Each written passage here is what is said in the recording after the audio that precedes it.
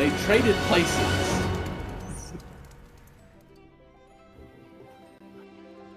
Zeke does have to sleep in like 3 hours.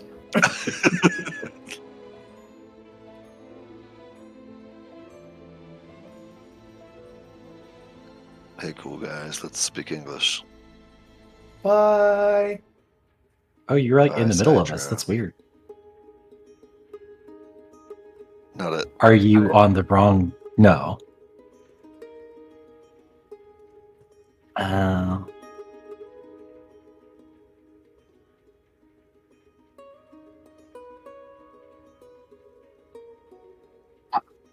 I have a dang color, and it's called biscuit blue, and it's light blue, and I say it's biscuit blue, and people say, actually, that's cyan. No, it's not! Lat Urple? Have you guys seen that SNL sketch about the pepper spray on one side and like breath freshener on the other? I did that on purpose. I'm sorry.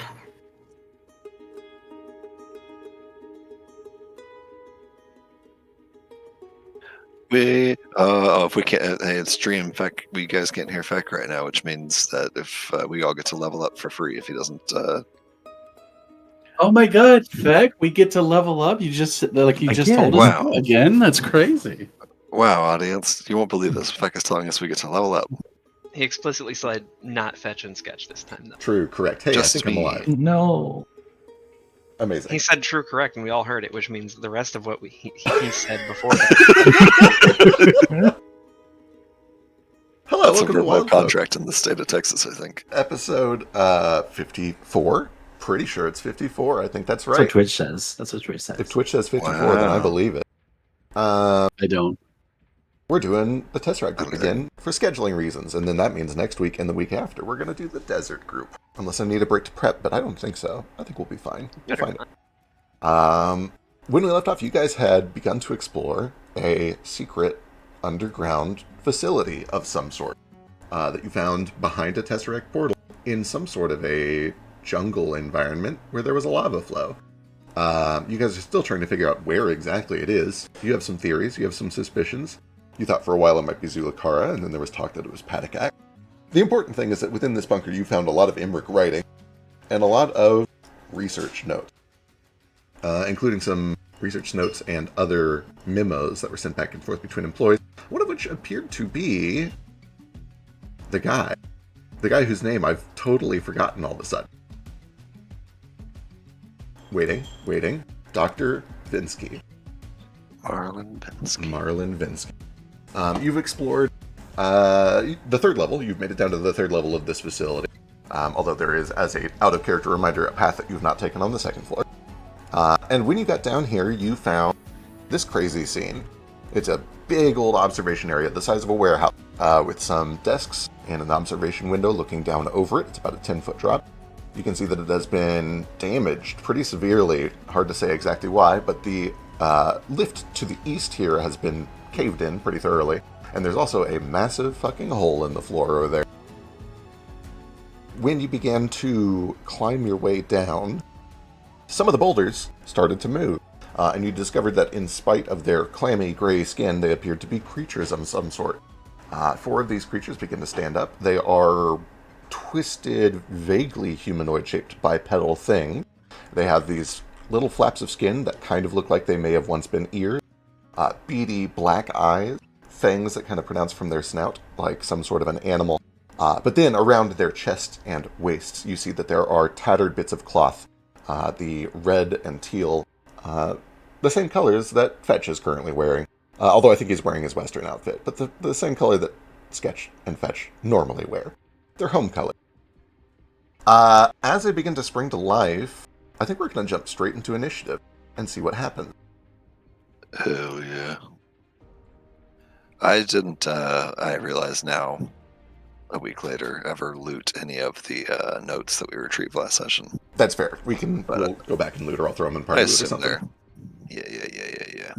You can't roll initiative until you start a combat. I did start a combat. It says encounter 1 of 1, not started. It says not started. Well, it's not started. You should be able to... Yeah, you got it. I believe in you. I was right. Figured it. Were you right?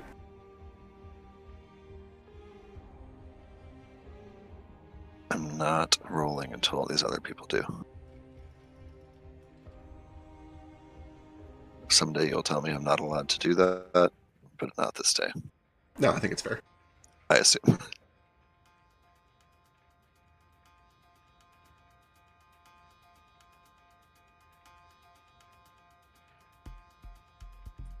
I think someone's making a grilled cheese in the other room or something with bread, and I want it. I want bread so bad. Bread makes you fat. Everything makes I sense. don't. Okay. Everything makes you fat. I'm gonna go ahead and destabilize my time stream. Wonderful. As a small note, this might be a short session, but we'll save. We'll play it out. At the very least, we might be losing Jane early, but I get the feeling that based on the amount of stuff left to do here, it might also just be a slightly short session. Woo! Woo! You underestimate Hell yeah. how easily we could kill an hour. That's true, and God You bless can you all for go to that. hell. We're already here. Success. Stabilize time stream. Fucking. Okay, here we go.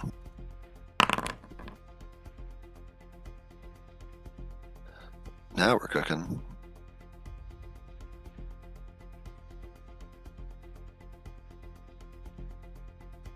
For anyone at home wondering, Zeke has invented their own custom class with custom abilities. Not true. Explicitly false. Hey, if I you're new to invented the stream, this- never believe anything that Biscuit says. I invented my own class with special abilities. If you're new to the stream, never believe anything Fex says. No, wait, hang on. The DM though, you have to believe what he Yeah, says. you have to believe me. Yeah, like earlier when he said we level up, but you guys couldn't hear him. Right. As Turns all out that of was a this lie. begins to happen, Fetch, you're the first to react. I will, just to make sure that I've set the scene correctly, all that has happened is these things have stood up and are looking at text. Kind of menacingly. But that's all Where's that's the happened. door? How menacing are we talking? Are they like springing to attack him? You know what, everybody give me a perception check real quick. I assumed they were, zombieing toward him to. This is just a sense motive. Yeah, sense motive. I'm not very good at that. Ooh, that's a good roll though. How appropriate for all of these? Tex, they look hostile. They look like they're zombieing. Jane, they look hostile. They look like they're zombieing. Fetch and Sketch, they look around. They look up to you, look away, look to Jane and Tex, and look hostile. Oh no, that's not great. All right. Well, Fetch, if you delay your turn to after mine, I can help you and sketch out with movement if you want. I think I'm good on movement. Okay. And I really want to try to recall information about these guys. So I need my turn. Do it. The Sketch might want it. I What do is go it? after you, but Somebody's drawn a white line. That white line is observation glass. It is glass. You could potentially go through it, but you are smart enough to know what happens when you jump through glass. It is It it broken. looks really cool. I sure hope so. Maybe not. I guess you're not exposed to a lot of glass. Anyway, it is I broken. see a lot of sea glass, which is soft. True. It is broken down here at the end where the rock rubble has created a difficult terrain hill that you can essentially climb down to get there. 10, 15, 20, 25, 30. Yeah, I can get down there without any help. But the first thing I want to do is spend an action to recall knowledge. Wonderful. Give me... how do I want to do this? The default check is certainly occultism, but I'm trying to figure out if there's another angle you could take on here. I have a bonus if they are native to planes. Native to planes is a very... Everything is native to a plane. What is... Let me go check. Not a plane of reality, but Oh, the plane planes. terrain I type. understand. Okay. I got you. I understand. Go ahead and give me both. Give me occultism and give me your lore planes. Also, I love your +8 to Wrangling Weebles. when did you notice that? Just now, when I looked at all your lore skills. I was very good at it. Okay. It was, by the way, the reason it's a legendary skill there is because I wanted the bonus to match. It was a survival check I disguise. see. I understand. That makes a lot of sense. I'm not cheating. You're not just cheating. renaming things. No, I trust you. I trust you. In case you were worried about me cheating with my Wrangling Weevils checks. Fetch, I have a question for you because I don't remember out of character. Were you there when they opened the Tesseract box with the 2 hands in it back at Landfall Camp? I was not. He was not. Okay. I don't think you know for sure what these things are on a 14, except that they vaguely resemble humanoid creatures, but are clearly, like, fucked up. Their skin is clammy and gray, their arms are twisted, their legs are, like, long and noodly. They look like humanoids that have been, like, transformed into some sort of monstrous, deranged aberration. For your planes check, what does Fetch have any inklings what these things might be? Because that will determine Mummies. how much information I can give you. Mommies? Yeah, mummies. So I'm assuming. So Zulukar is largely rainforest and plains, dry plains, Right. Depending on the elevation and the chaos of the natural Yeah. or whatever. But it's pretty close to a desert full of undead. So I'm assuming he's been exposed to mummies, Mummies, I understand. or at least desiccated zombies. I see. I don't think you get anything with your planes check either. You do, if they were mummies, they are undead. They share the normal weaknesses with undead. They're probably immune to bleed. They probably try to convert people into other undead. I'm not going to make you believe that because you didn't roll high enough for like a bad intel check, but that's what you would think if you thought they were mummies. Well, that's what I thought already. Perfect. 5, 10, 15, 20, 25, 30. Movement is my second action. My third action will be a little, you know what? They're all kind of like wrinkled up and weird looking. Oh, Maybe they're yeah. weak to fire. Might be.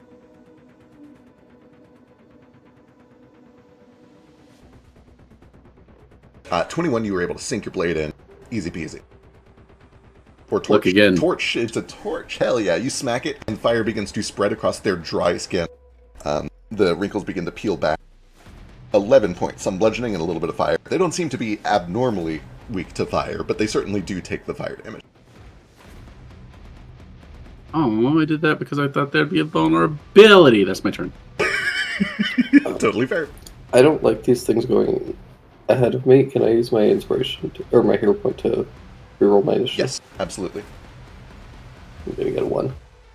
Almost certainly. It's basically guaranteed. Oh, thank God. Hey, much better. Do it. When he puts you up there. Oh my god, it even like updated your number automatically. I love Foundry. Foundry's so nice most of the time, sometimes. Jane's up. Me?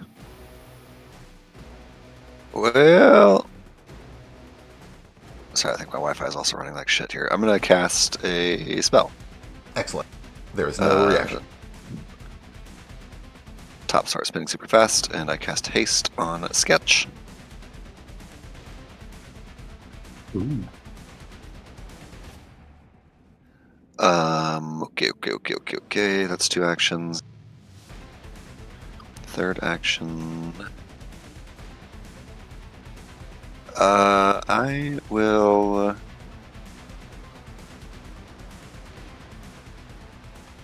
Do I have any charges left on this? I don't. I will use an action to cast.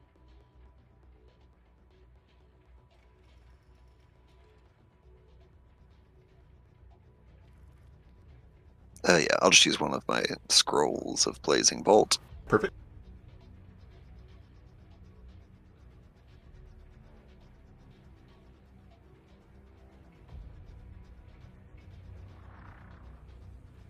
So a single attack roll. Okay, just a 1 straight attack roll on one enemy. I will just attack the one that fetch. Oh, did I just see the fire didn't work very well on them, or was it just normal effective? It worked normally. It was normally effective.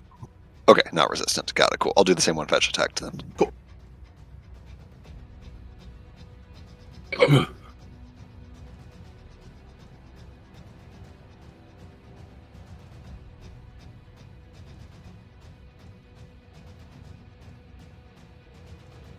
Uh, 19 is a hit. Firebolt slams down square into the chest for another 5 points of fire damage. That's me. All right, wonderful. That brings us to the southernmost wind caller to the southeast of Tex. That wind caller, its eyes seem to just kind of like dart around the room, and then they lock in as this fire starts to swing both from Fetch and from Jane. And it is going to begin casting a spell.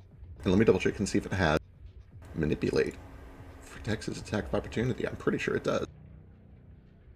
It sure does. Tex, you see the one to your southeast is starting to cast a spell. Absolutely.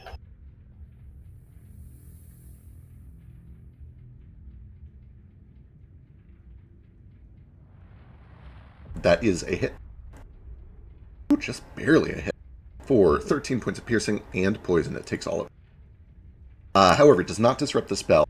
As it flinches back, it claps its hands together. Oop, we have a little more damage. What's this from? That's mine. Really Okay, quick. got it. Yes, what you got? I would like to, as he begins to cast the spell, attempt to recognize the spell. Wonderful. Give me a nature... Or wait, sorry. Can you... Does it matter what tradition the spell is? How does this work? Let me see. Trinity purpose skill for the spell's tradition, and its common spell is not going to lower. Let me see if this is on the arcane list. You can use Arcana instead of nature. Love to.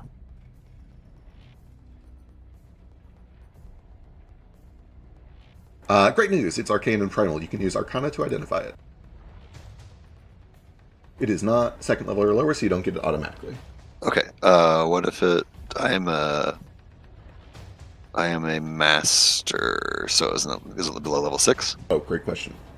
To 4 if you're an expert, 6 if you're a master. Okay, you automatically get it. Wonderful. This is the elemental... Sorry, do I automatically critically succeed? Because I get a bonus against it if I crit succeed. Oh, great question. You still roll to attempt to get a critical success. Okay, I'll try. Cool. Now I go check and see what the DC is. PF2, DC by level.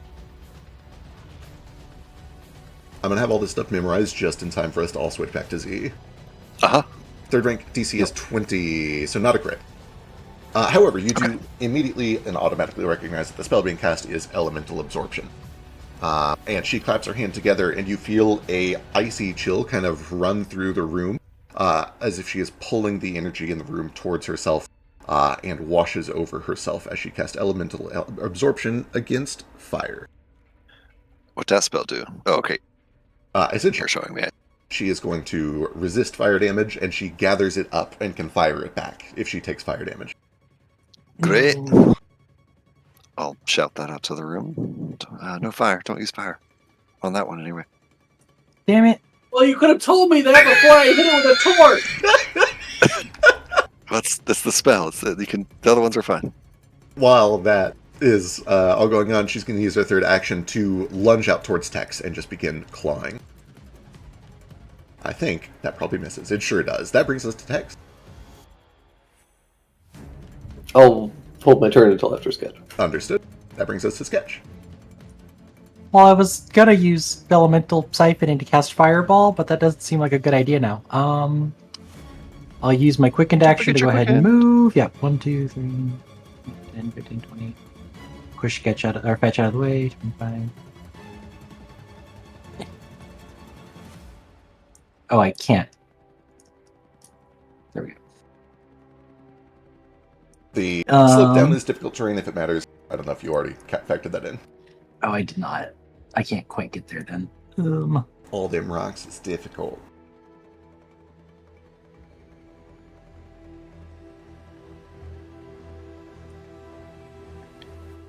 Okay, I'll go ahead and use 2 actions to cast Sudden Bolt on the one doing Elemental Absorption, wherever she went. Southeast here. Southeast, that one? Okay. Yep. So I need a reflex save. 1 reflex save. 6. Or nat 6 for 14 total. I like that it puts... Oh, I guess it doesn't show you what I roll either. Wait, it does. I like that it hides the modifier even though you know the natural number and the final number. Like, It is you guys weird. can't just do arithmetic on your own. Anyway, carry on. Okay, well, that's a fail for 40-12, so... That's a lot of damage. Not if I roll terribly. 24 points of it's lightning damage, right? Electric. Yep, electricity. Wonderful. As the air kind of the moisture is drawn into herself, it leaves the air dry and it crackles with static electricity, and then there's a sudden just pop as lightning surrounds her. She takes 24 points of lightning damage. Sorry. All right. I think that's. Oh no, wait. You have one more because I haste. Yeah. Could I use? Oh gosh, I think occultism's probably going to be to try to figure out what these things are Yes, absolutely. and why they're not hostile towards us. Well, they weren't. Yes. I'll hero point that. I'm going to hero point that. Sure. There we go. That's That is better. quite good. The 24, what this reminds you of the most, and I believe you were also not there when they opened the chest, right? I don't know what that is, so yeah, Okay, probably perfect. not. Wonderful. I imagine you didn't. Then what this reminds you the most of is your very first session when you and Ruko and Tex snuck into Madame Monarch's cart. I hate this. When you guys were caught, when they realized that somebody was listening in, gray, gooey wax started to drip down off the walls and form creatures that had these same, like, noodly arms and legs and the beady black eyes. These reek to you of some sort of aberration. They reek to you of something that may have resulted from being seen, something being observed. 24 is also good enough that you get like a little bit of mechanical knowledge about them. You've seen that they can cast spells, but if you want to ask like a pointed mechanical question, I'll give you something. If you want like the lowest save, or what kind of spells they have, or what special abilities they have, hit me. Let's go with what kind of special abilities they have. Wonderful. As you're I'm watching, gonna ask. Oh, okay. What you got? I was gonna say I'm assuming they have primal spells, so yeah, this sounds more interesting. Seems like a reasonable guess. As you were watching them, you notice that when they kind of like pass by each other or pass too close to each other, some of their weird waxy flesh almost seems to reach out towards other ones, like it wants to merge, like it wants to blend together, like it wants to amalgamate. You get the sense that they're going to have something that happens if they spend a lot of time close to each other. We try to spread them out. They're kind of goopy. And I believe that is all 4 actions. It is. Perfect. That'll bring us to text. Well, I'm gonna try and finish off this one that people keep hitting with fire. Perfect. I hit it with lightning or electricity. Thank you. True. Not that Which is fire, but not. Oh, the one above. Okay. yeah, because I can get. I am flanking with fetch there, right? Correct, yes. Then, as my first action, Tex is going to get a little goopy himself. Ooh, we're getting goopy. The goopin'. We're the goop troop. Oh, damn. Oh, no. That is a crit and a hit. And these are combined damage for purposes of resistance and such. Yeah.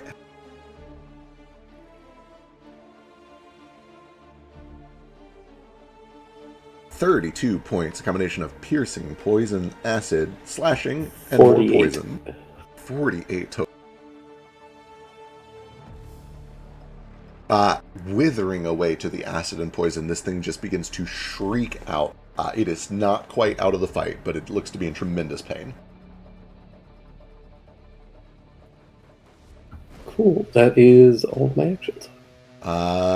Wonderful. The one that you just hit, the one that is just shrieking out in pain, the one is almost down, locks eyes for a moment with Fetch and Sketch, and just howls out in a voice that I couldn't possibly hope to replicate. Tell me! Tell me! And it is going to begin casting a spell. What language, out of curiosity? Oh, great question. realizing they probably don't understand it. It is speaking... oh my god, what's it called? Illith. Whatever I called Illith. Oh, it's still just called Illith. Perfect. Oh, I speak Illith. Don't speak that. Do not speak that. I will translate, I guess. Just it says tell me. I love the hiccup. It's kind of like canonically Illith, honestly. Anyway, it appears to be casting a spell if you want Tex and Fetch. Let me make sure it has a manipulate trait. It does. You can both take attacks of opportunity if you would like.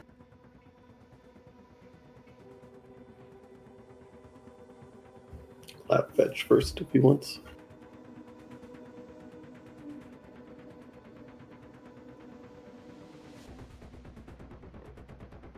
The attack hits Fetch.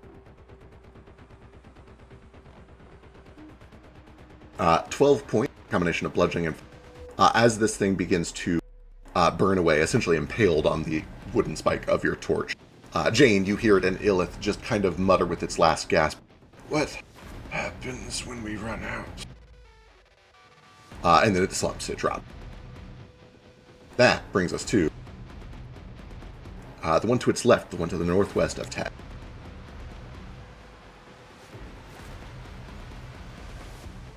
Who also begins to cast a spell. You've not used your reaction yet, Tex, if you would like to.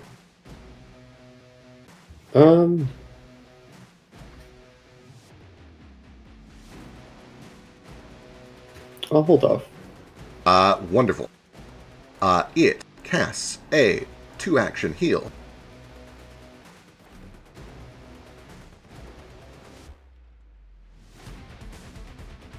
And the one that just dropped gasps backed into life, prone on the ground and suffering all the other effects of having fallen unconscious for a moment. But it does choke out one more word in Illith for you, Jane. Or two more, rather. Of blood. Ever make a choice and immediately regret it? And then with its third action, it's going to try to claw attack.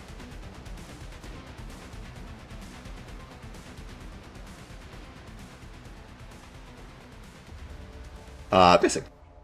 The last one is also going to cast... oh, I should have done something differently. Correct. Tell me what happens when we run out of blood was the total phrase. Okay. It is going to also cast a spell. Would you like to pick your attack of opportunity, Tex? Sunk cost fallacy. All right, wonderful. It casts elemental absorption, and it puts lightning on itself. Yeah, that's fine.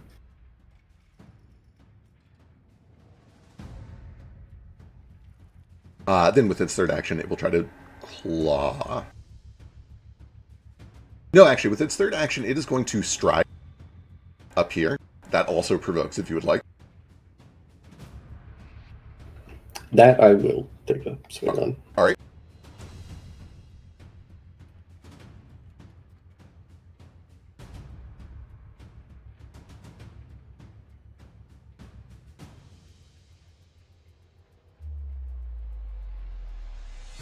Critical hit. For... Jesus fucking Christ. 52 points of damage. And it needs... If you could hiss off. Fuck me. Crit specialization means it needs a fort save. Which it succeeds. Thank Christ. And corrosive on a critical hit, the target's armor, if any, takes 3d6 acid plus 1d6 poison. Not wearing armor before applying hardness. Alright, perfect. Excellent. That is all three of its actions, and that brings us to the bottom of the round, and then things happen. Specifically, the two heavily injured aberrants on the north here, the one that has lightning absorption on itself, and the one that went down momentarily, reach for each other, and you watch as their bodies merge and melt.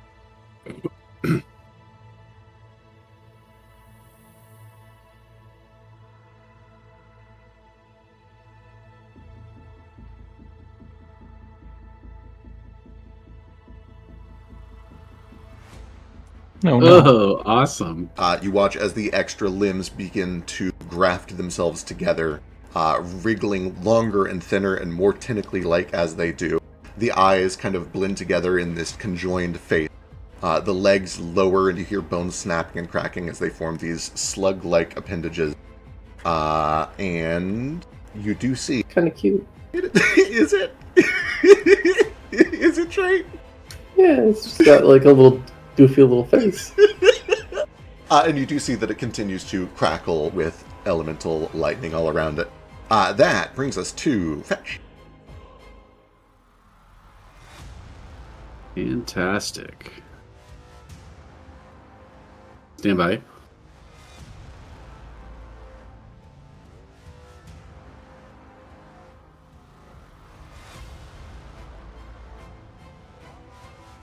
Yeah, I think I'm going to set my bro up for success here, and we're just going to grow a pair of horrible spider-like pedipalps that are tipped with fangs in Fetch's mouth, as like several more eyes open on his face. Oh, God. We're going to cast a little web spell. Excellent. That is a 10-foot burst. Those two need reflex save. Then, to be clear, Fetch goes back to normal. Right. It's just while you're casting the spell. I gotcha.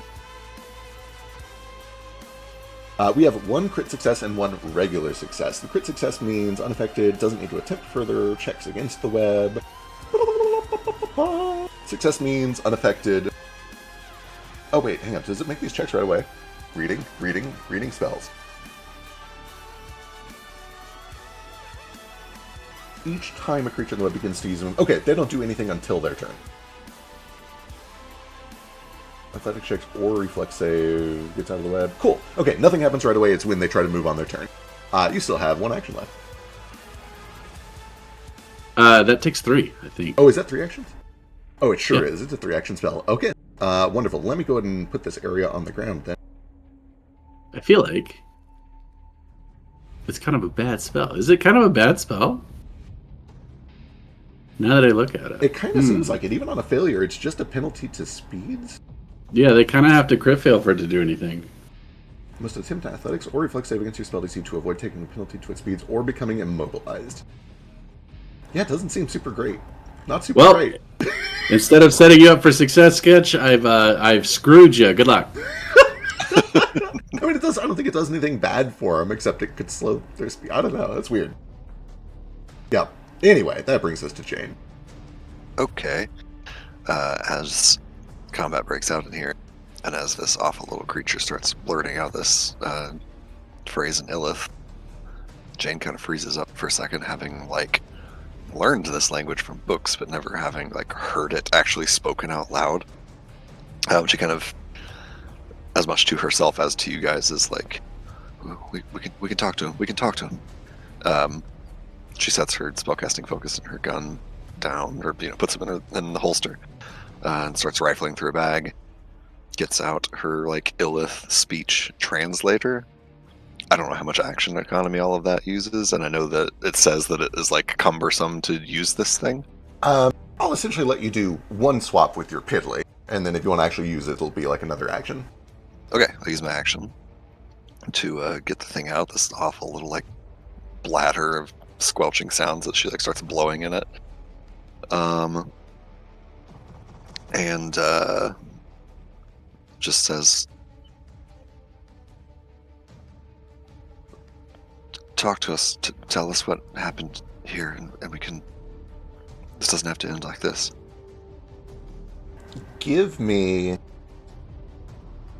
your choice of diplomacy or intimidation. I don't think you're trying to intimidate, but you have certainly done a lot of damage very quickly, so you can leverage that if you want. Can I do trains? No, you sure can't. I like the attempt, though. That's about as good as it's going to get for me. Perfect, wonderful. Because you spend an action, I'll let you get a response right away. The two down here that have not merged look to the one that has merged. They look back to you and simply tell you in Illith, run, run. I'll use another action. Run from what? Why? What happened here? We can't control.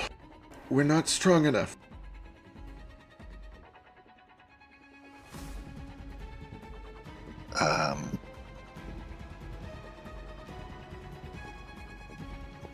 What can we do to help you? Okay. Thinking.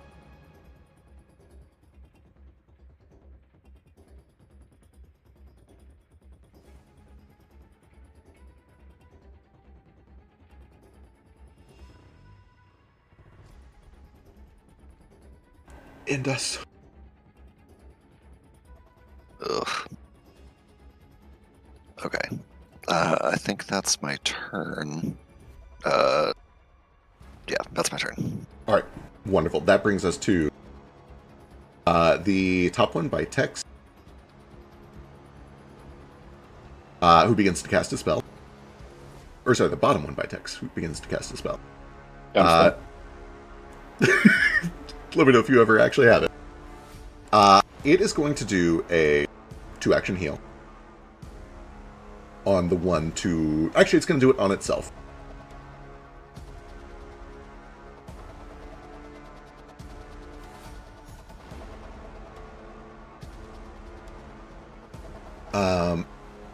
And then you see that its head snaps back down towards Tex, and it begins to claw.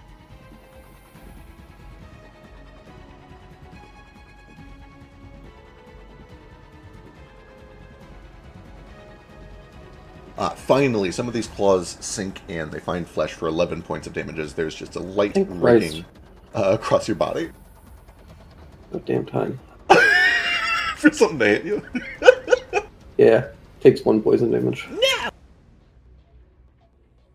Excellent. That brings us to Sketch's turn. But what did it say? What did it say? To Jane. He'll hesitate a little bit.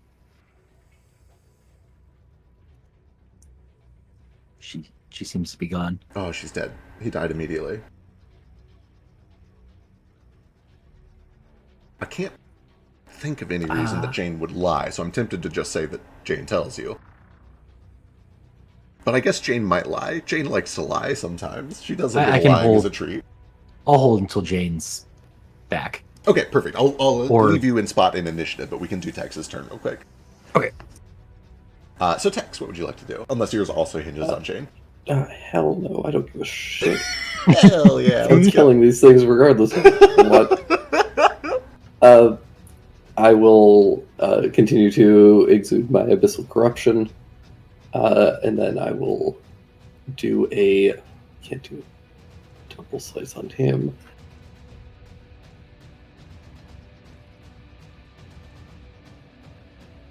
Okay, I'm going to do a shitty thing instead. I'm going to use my second action to do a Thorn Whip on the amalgamation.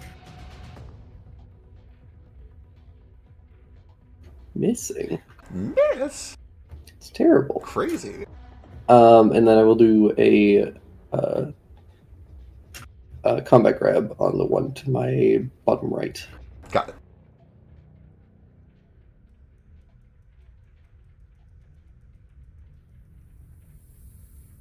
Missing. Oh my goodness. Beautiful. That's my turn. All right. Sketch, I'm going to go ahead and say... Oh, boy. I'm going to say for now that Jane translates. If he disagrees... Sorry. He comes back. Hey, there he is.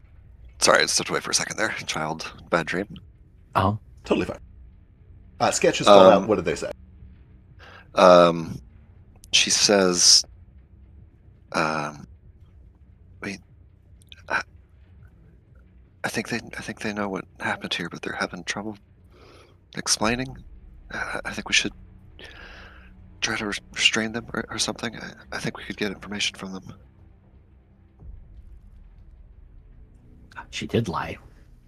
Oh yeah, roll deception if you'd like me to. Hell yeah, give me some deception. It's a partial truth, but most good lies are. It's deliberate lying. Oh, damn. Hell yeah. Damn. He Always wants to roll so hear good that. on my deceptions. He wants to hear that. He'll just relieve it with the good roll that good. Okay. Can do that. Yeah. He has no idea how he's going to do that.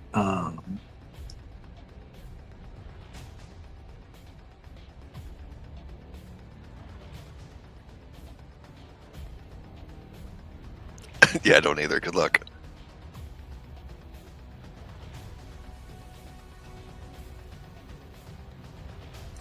Okay. He'll use his quickened action to see. I can get over to this side of it. And now that it's off guard, I can attempt to. Oh God.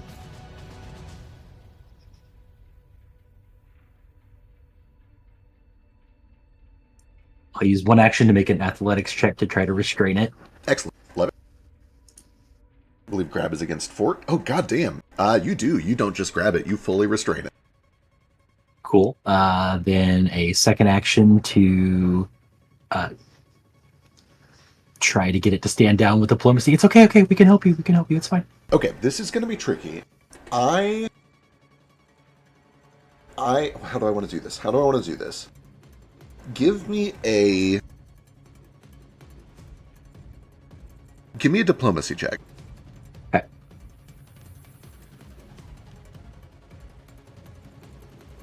It was almost another crit on my screen. I wish it would have been Almost, wild. yeah.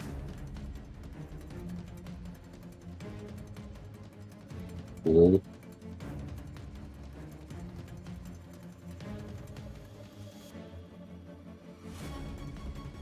How do I put this? How do I do this? How do I do this? I like this a lot. What are we doing? What are we doing? Sketch 15. We'll say I like 14. shush it and pat its head. Restraint. By the way, if you're playing along at home, that was almost a crit on my screen, so that's one drink. Go for it. True. You feel the creature kind of go slack. It turns to look at you. It locks its tiny, beady black eyes onto you, and you can see that it is straining its neck. Its body is shaking. Its whole body is tense. You don't get the sense that it has been pacified. You get the sense that it is trying to restrain itself and temporarily succeeding. It is using every ounce of power that it has to do nothing. Well, if it wants to restrain itself, it's covered in web. It can just roll around. Sure. That is your second action. I believe you have a third. Yeah, I do. What do I do with that? I didn't think I would succeed twice in a row, honestly.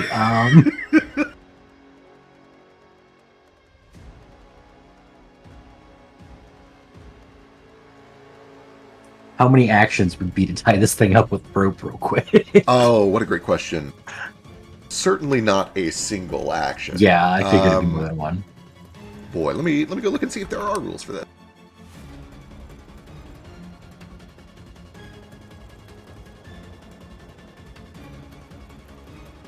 There are not. If you would like to begin, I'll let you give me a sleight of hand check, which I think is thievery in this system.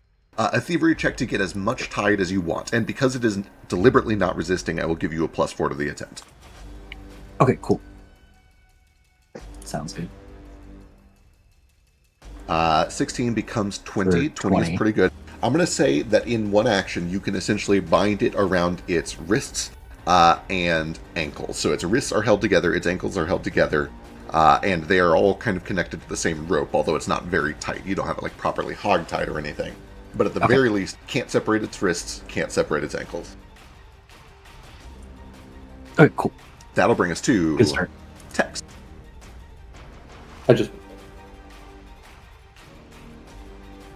We already did my turn. Oh yeah, that's right. We did that ahead of time. Just kidding. That brings us to the small wind caller, which, if it tries to do a move, is going to have to do some check. I don't think it needs to do any move just yet.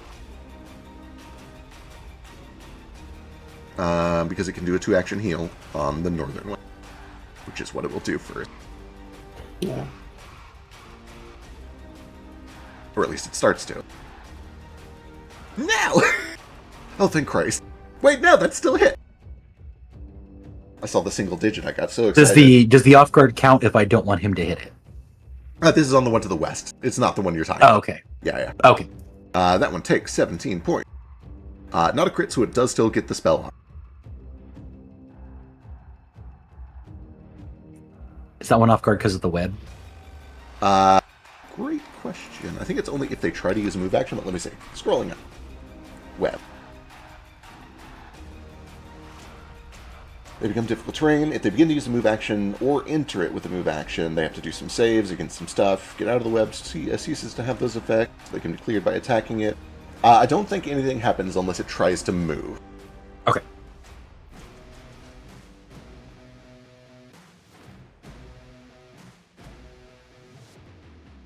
Alright, the very northern one, the amalgamation, heals for 15. And then it turns and uses its third action to claw attack.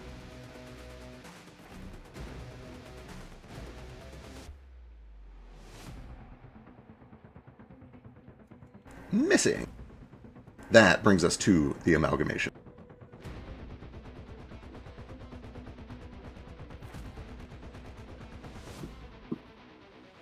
These guys hit me already? They're trying.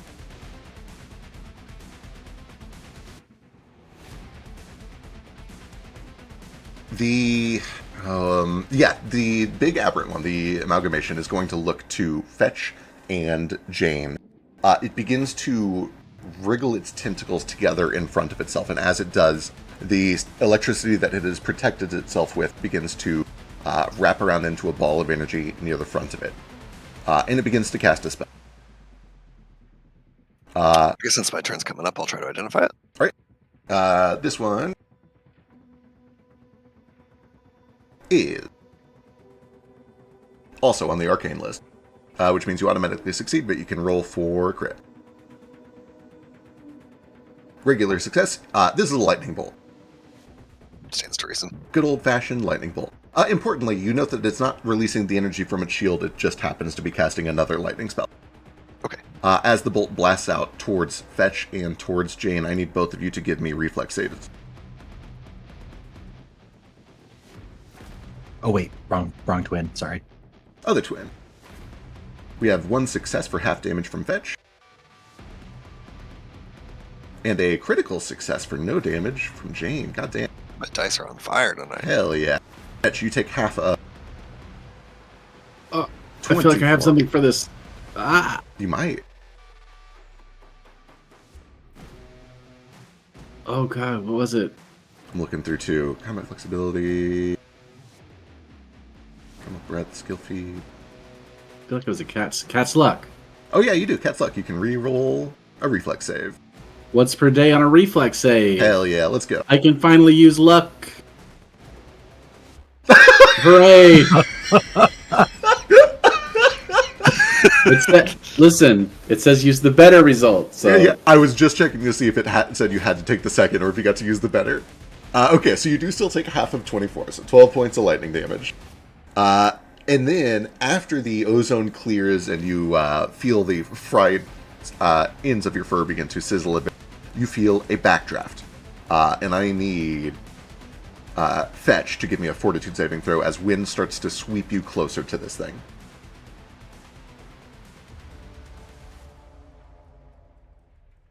You feel the wind catch you and pull you right up to this thing. that was where I was going to go anyway. I was going to say, it's helping you. And then it uses its third action to begin clawing.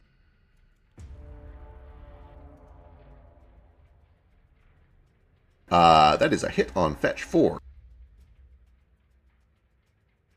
11 points of slashing damage. As Jane hears it in ill, it's just calling out over and over, "Tell me what happens." End of the round. As that is going on, you watch as the big one lashes one of its tentacles out to the south, grabs this other one stuck in the web, and tries to pull it into itself. I'm going to make it do an athletics check against your web DC to see if it can pull it into itself. What is your DC, Fetch? For the web spell, Yeah. it's cast out of a wand. I think it just uses your class DC then. What would the DC be on one of your 15. trips? 15? Okay, let's go. It can do this. It's a coin flip. I believe in it. Nice. You watch as the tentacle wraps around the smaller one and absorbs it into itself. And it grows bigger still. Wow.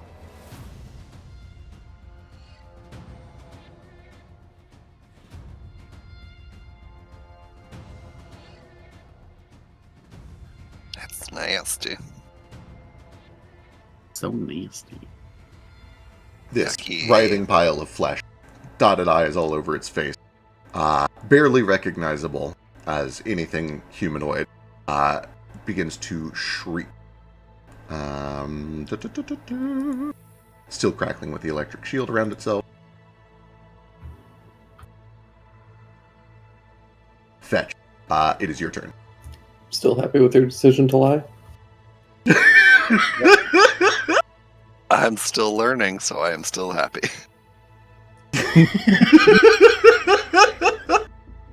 I have one objective here. Learn.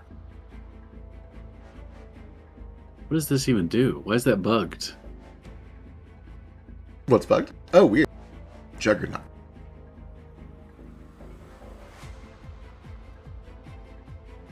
Weird. Let me just go look it up. You're right, that is just totally bugged. Oh, it's not for fighters anymore. Oh, weird. Wait, no, it's still tagged fighter.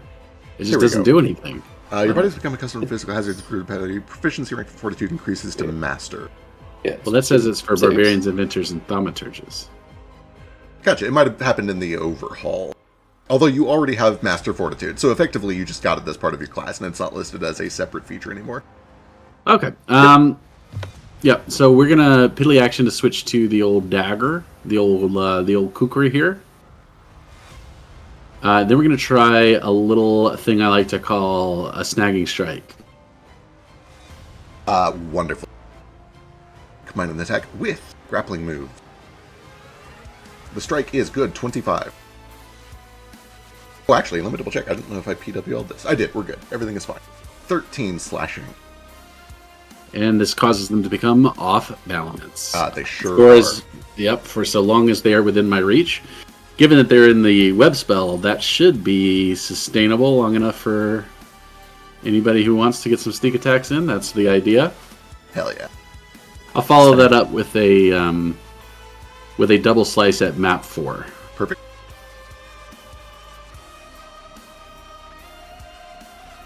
$13 is a miss. And a critical miss. Yikes.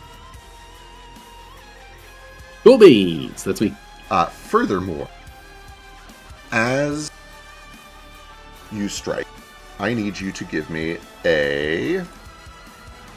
What is it? A will save, please.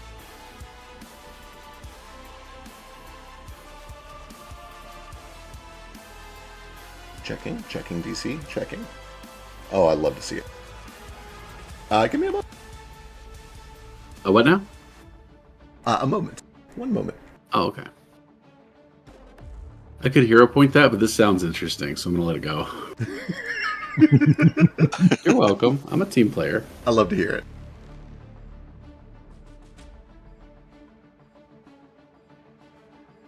Where is it? Where is it? I was hoping he was gonna hit me with a disease because I have bonus against diseases.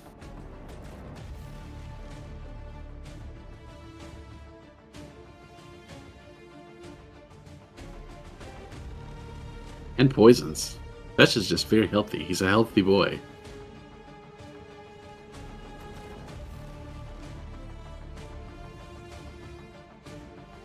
He's got those good organs. Those young ones. As you Fresh. begin to raise your kukri back for a strike, you feel yourself almost like instantly slip into a dream. It's like you just have a moment of fuzziness and feel yourself almost dropping unconscious. And you blink a couple times, and when you come to, you're somewhere else. Ooh! Whoa. You find yourself back on the plane, It's raining. You're standing next to a tree. And for a moment, it's just kind of calm and still and quiet. But then, as you're kind of looking around, suddenly, with the suddenness of a jump scare, the tree begins to grow beady eyes and tentacles and lashes out. And it wraps itself around your throat and begins to tighten and tighten, and you can feel your bones cracking. And you hear this horrible, just hissing, screaming noise over and over that you can't make out, you don't understand, but you know in your heart that it's trying to communicate and it simply cannot. Back in the real world, Fetch, you become confused for the duration of this turn. You've already announced your actions, which was a double slash, and I believe no matter which person you use it on, they still miss. But let's find out anyway. 1 for it, 2 for Tex. You do see that as Fetch starts to strike this thing, at the last second, his eyes jerk over to Tex, and he tries to attack Tex instead with a 13 and a nat 1. Fetch, you suddenly wake up and realize what you've done. Do I take poison damage from the corrupting aura? You don't. Only wait. if you hit me. Only if you hit. Perfect. Oh, okay. And I believe that was all of your actions. Is that true, Fetch? Correct. Wonderful. That brings us to Jane. Okay. She's mind racing in mile a minute, watching this thing grow and grow, and obviously trying to keep it alive is unsustainable. She's thinking that phrase over and over, what happens when you run out of blood. Can I make any sense of what it wants from that question? Is it like rambling, or do I know what it's asking? Oh, you could give me, like, an investigator, so I guess it's all perception. You could give me a perception check? I'll try it. Is this to sense motive? Yeah, it's to sense motive. That seems appropriate. Hate it. I know that, that punishes you, but on the nat 4, I think you're punished either way. It just sounds like rambling, but it's deliberate. It's not like it's saying a bunch of things. That seems to be a very deliberate question. It's smart enough to be asking a question it means to be asking. The question just doesn't mean anything to you. Okay. She was still with the Illith translator, press up to her face. Tell me what you remember. Tell me how you came to be here. This is mostly to the south one or the north one, or to both of them? I guess whichever one seems more, I don't know, compliant. This one is the one that like locked up and seems to be like trying to resist. So I guess this seems to be the case. Okay, go and give me another diplomacy check. Actually, you know what? You guys have already put like 2 rounds of actions into it. I'm just going to let it happen for free with an action. Still shivering, like it is trying its hardest to control itself. It says, "It's taken and hurt. I just want to not hurt." And it does kind of look back down to Sketch, and then over its shoulder to Fetch. And you see that there are tears that are starting to roll down its eyes, and they're inky, they're black, but they're coming from its tear ducts. They're not water, it's some other liquid, but it seems to be crying this, like, black ink. And it does kind of say, "This is more than I wanted. They are both safe. You need to run." Oh my god. This is weird. Clones of your mom. Mama? She takes a moment to process what she's just heard. Watch Jane not tell us. She does the arithmetic. She's got maybe 15, 25 more seconds to talk to these things. Hurt how? Specifically, what did they do to you? I think that might be all you can get for a single action. If you want to spend another action, okay. Oh man, my turns are all trying to get information from these. I don't know. Power. They've been keeping me locked up for months. They put me in the machine and it hurt. And now I'm here. I don't know what I am anymore.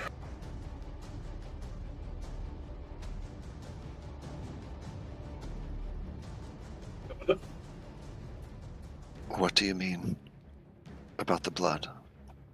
about what happens when you run out of blood. When you run out of blood, you die. Oh man. I need you to get. Actually, no. This is the best way to do it. This is the best way to do it for sure.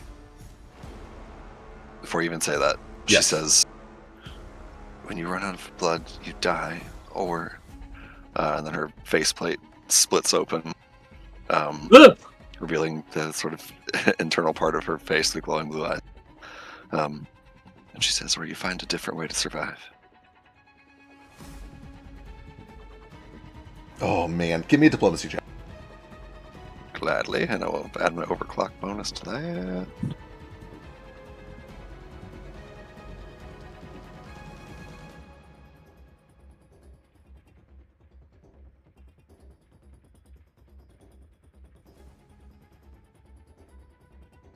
Sorry, all my thing.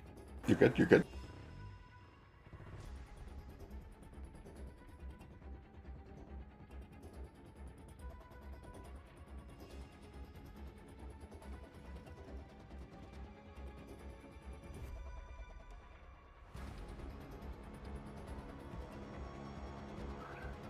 I will. Oh boy, do I want to do this or not? Let me read this. I can't remember if I have to use the new result or not. I must use the new result. Gross. In that case, I'll just spend a hero point to try for a better roll. All right.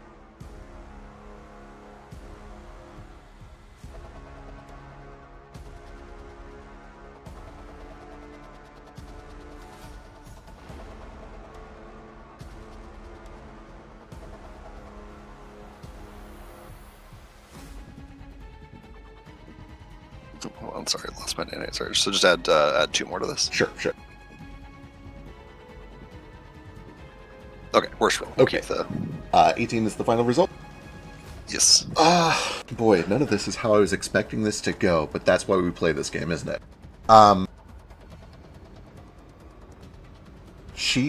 It turns to you and says, "Kill it. Kill it. There can't be more of us." I believe you still have 1 action left. Is that true? Oh, you told me. I've asked the questions that I asked. I believe if all you've done this turn so far is talking, you've done 2 actions worth of talking so far. Okay, great. That's all I've done so far. I will use my final action. If this takes an action, I will do so. I'll look to the rest of the party, and say, "Get rid of the big one. This one needs the other one gone to talk." And if that doesn't take an action, Yeah, you can do that for free. That's fine. I will You sink 2 actions into talking on your turn. I'm not going to nickel and dime it. appreciate. I think I will just go ahead and do. I don't have like a great attack with 1 action, so I will just go ahead and cast this, and I will put it on myself.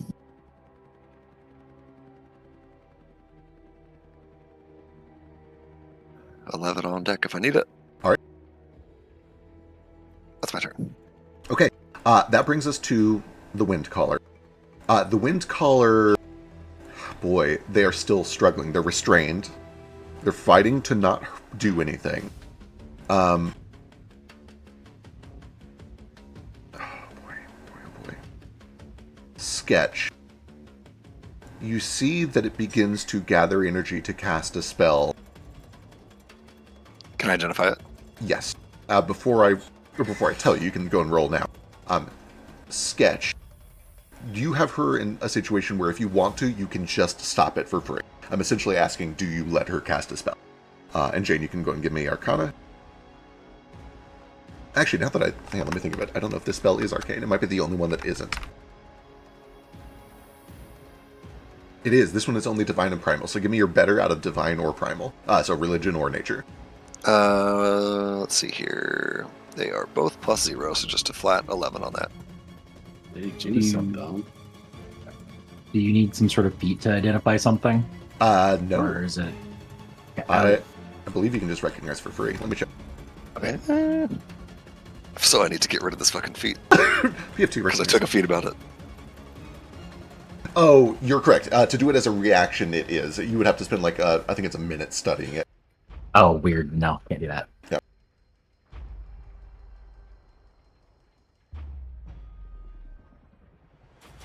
Well, actually, we've been fighting this thing for like 15 minutes, so True. So let's see. That's a nat 11. You're not entirely sure. You just know it's not either of the things you've seen it casting before. Oh, I don't know if this changes anything, but I forgot that I took Shameless Request. I'm asking her outrageous request of it, so can I add a +2 to its will to not do Hell things? yeah. I love that. What your original roll was? What, an 18?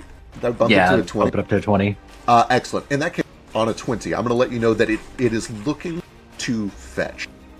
And you have seen it already cast a level 2 heal several times. It wants to cast a level 2 heal on fetch.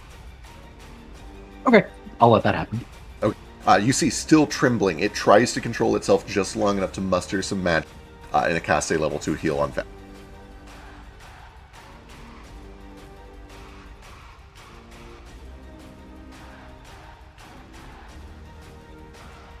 Fetch, you regain 14 points. And then it's going to use its third action to try to control itself. Good luck. It will maintain its +2 to its will save.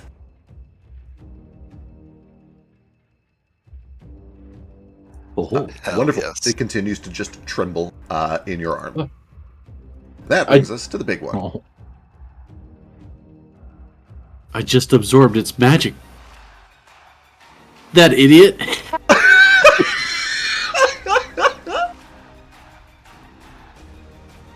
It wants to help.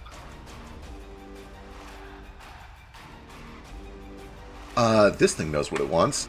It is going to essentially split down the middle of its face, revealing just these fleshy innards, where more lightning begins to gather inside of what I guess constitutes a maw.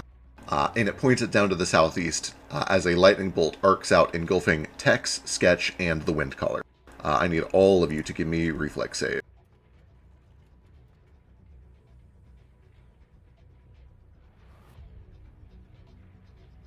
We have a regular success from Sketch for half, a fail from Fetch Evasion. for full. Wonderful. Evasion makes that no damage. We have Hero a point. fail from Tech, and Fetch becomes a critical success. So we have no damage to Fetch, no damage to Sketch, full damage to Tech, and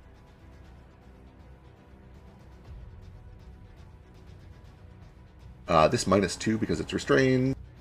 A fail from the Windcaller. Can I use my reaction to do Glimpse of Redemption on the Windcaller? I don't forget if this has to be a weapon attack. 1 second. Great question. Let's find out. Go and post it.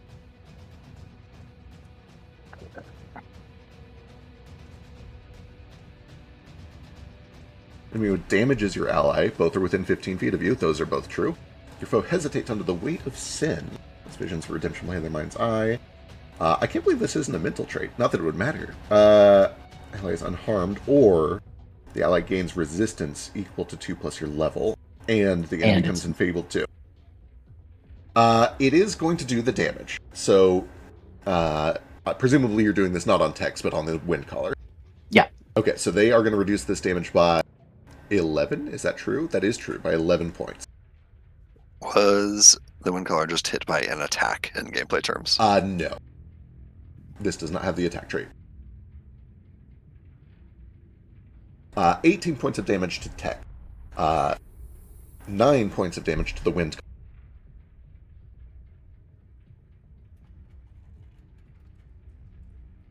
And then, just like before, you feel a backdraft. I need Tex and the Windcaller to give me Fortitude saving throws.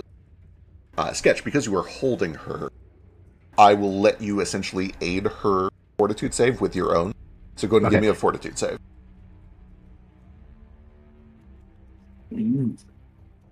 Tex is a success. You're pulled 5 feet, but you're already next to it, so nothing happens to Tex. Sketch, that is a fail to aid, so she is on her own.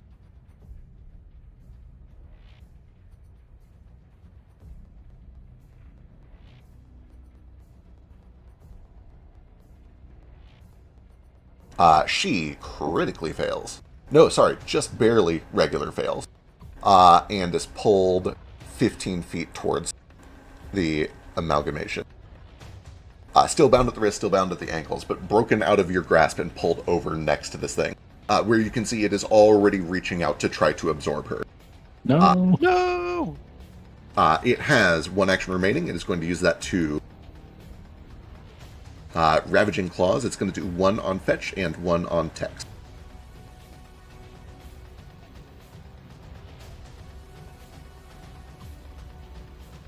That is a 22 to hit fetch for 16 points of slashing.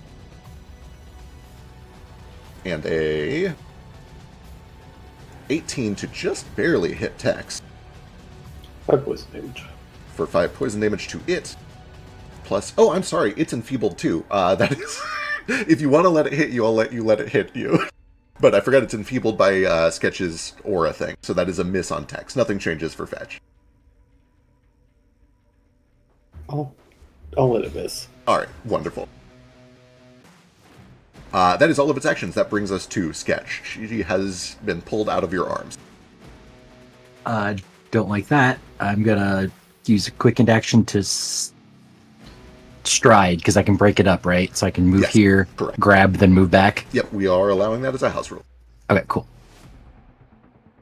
Okay, so I need to make an athletics check to grab her again? Or since she's... Normally, because she's willing, I would let you sort of just like pick her up as long as she was within your carry weight. However, just like I made it check against the web to absorb, I'm going to make you check against the web to pull her out of it. Okay. So Athletics. you need to make athletics against Fetch's web's DC. Which I believe is 15. God damn it. Nope, it's not late enough for another hero point, probably. No, not yet. Okay, in that case, let's just get rid of it, and we don't have to deal with it. True, it's kind of low. You might be able to just finish Yeah. Focusing a bunch of his magic power, Sketch is going to cast his highest magic that he hasn't been able to cast yet.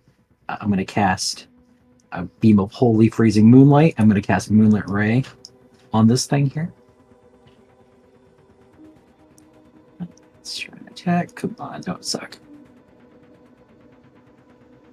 16. 16 is a hit. Sick. Okay. However, before you roll that damage, I need you to give me a will save, please.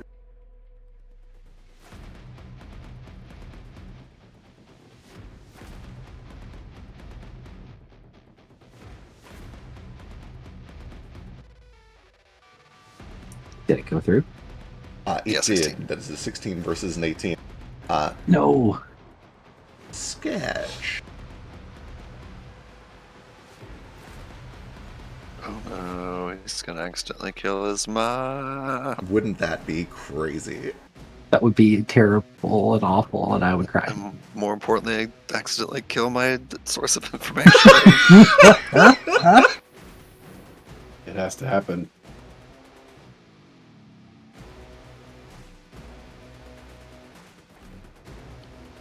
I have to know, if you had rolled an 11 on that, would you have succeeded?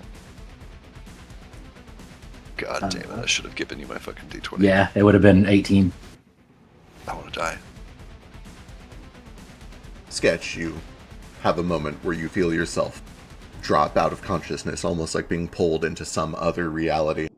And when you awaken, you see an enormous tree permanently ablaze.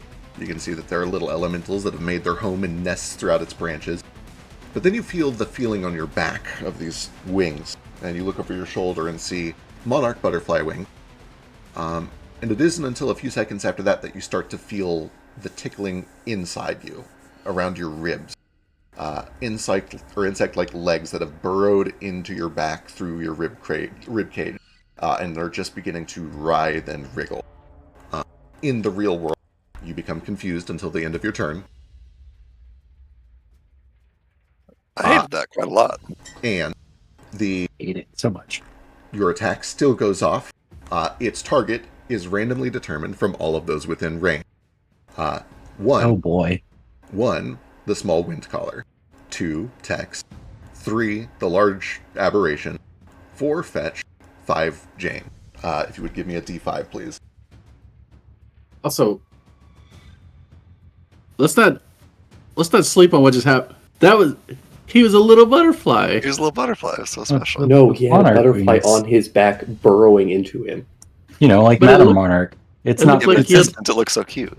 It looks so cute. It looked, but I don't it think looked it's like cute. little butterfly wings. Look, he's just got a little wing. No! Oh, it's so good. No, it's Mom. not! What was that, Tech? Kill your mom. I'll never forgive you. Tex, for what it's worth, if you feel like it, you see that Sketch starts to prepare an attack that does have the manipulate trait, and then turns to face this small aberrant. Wait. Have we established that you can use hero points for other people? Since that's usually like a if this matters to you or is pertinent to you thing. Right. I believe the ruling is only if it's like your NPC or something that is relevant to you. Jane is here for information, and this is a source of information. I will be merciful and generous and say that this can also count as your NPC if you would like, because you are fishing for intel from it. I do not have a hero point to spend, but something like 40 sessions ago, you gave me this, and I would like to spend it to let him reroll that D5. I am here for it. Good luck, Sketch.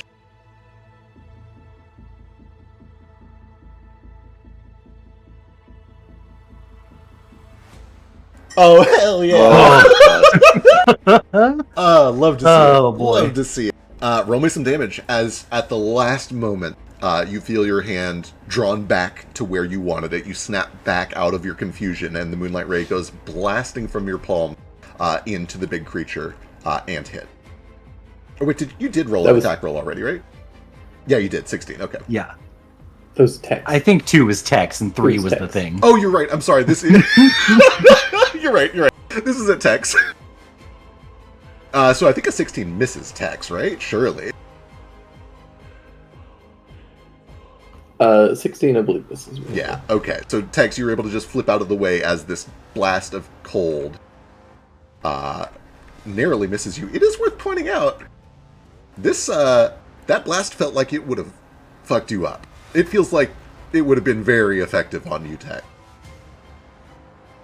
Oh yeah, really? It does sure have the holy trait, doesn't it? It sure does have the holy spirit trait and does additional damage to fiends. I'm a cat, though. Yeah, you're just a cat. You're right. I forgot. I forgot you were just a cat. I believe that is all of Sketch's actions. Is that true? He technically has 1 left because I got the extra from Quickened. Okay. So You remain confused until the end of your round. What is the best attack you can do with a single action? Another Moonlight Ray on text. I don't have Moonlight Ray. I only got 1 of those.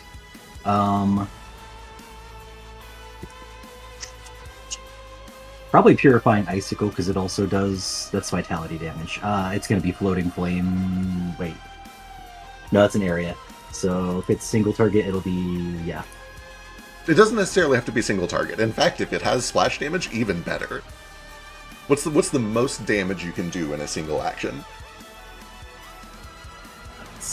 It's going to be this one. I can do 3d6 fire damage to each creature within a 5-foot square, so I could get all 3 of them up there. I can get the Amalgamation, Fetch, and Tex. So essentially, I'm just going to have you roll that d5 again and center it on that person. So go and give me a d5. Don't you fuck me, Neo. Let me see. I'm checking something real quick. Uh-huh.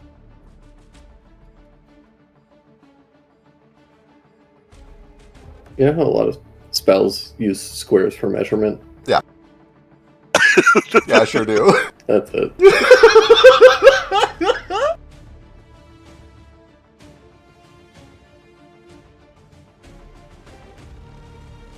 This is going to come as a huge shock. You can't actually draw squares on a hex grid.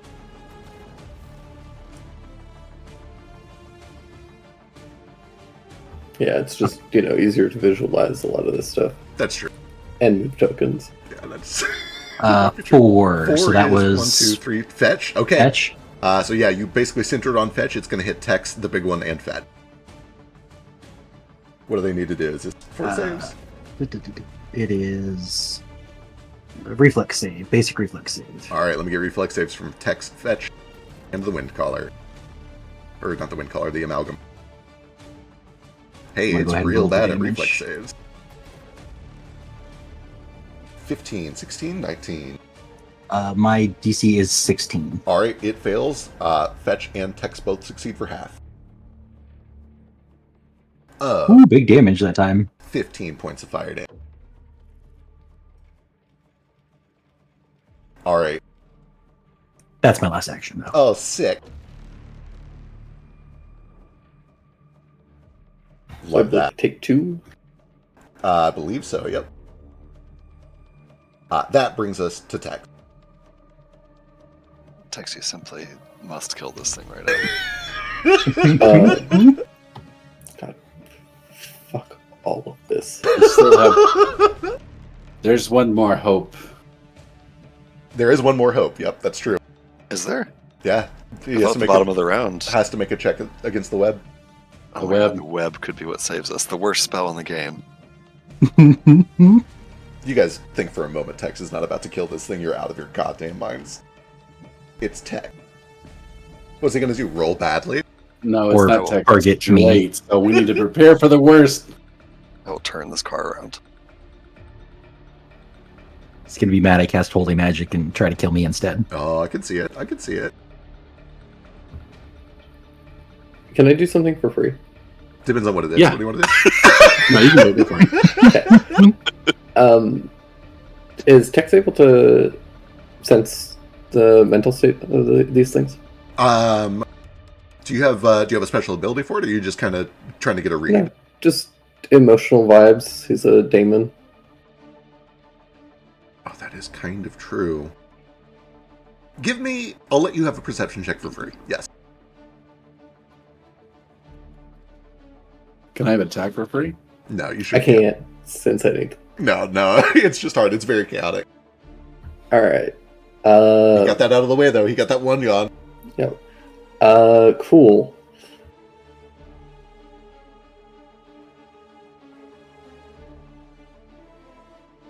You know, there's not a table of dice results that we're going down, right? I do. That is actually not true for all game systems, but I believe it's true for Foundry.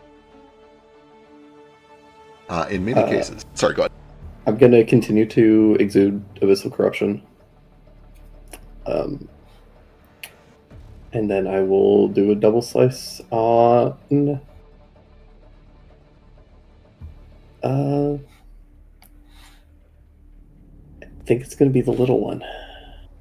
No! Cool. I'll never forgive you. Is this actually on the little one? Yeah. That's 2 critical hits. No, it's not. Hell yeah, we love that.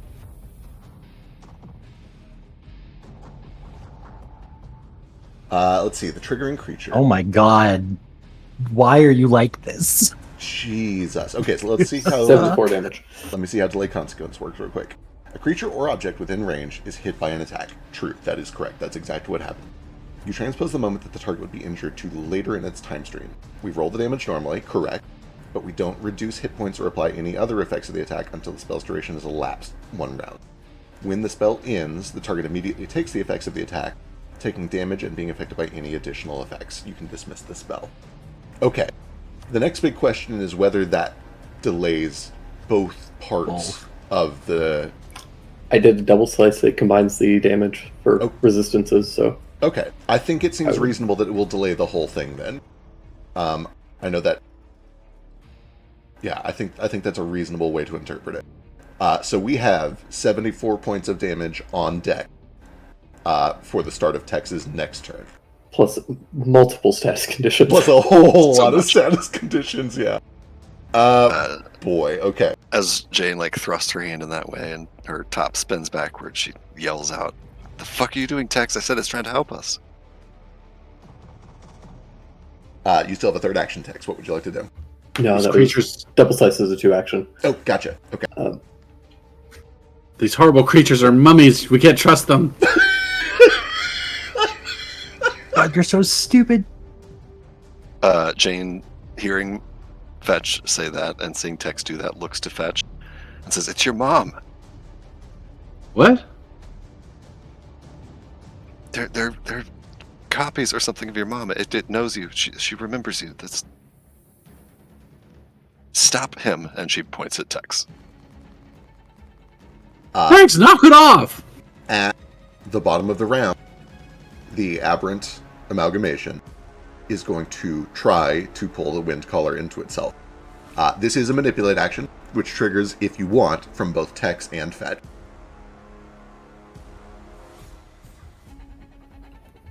Ugh.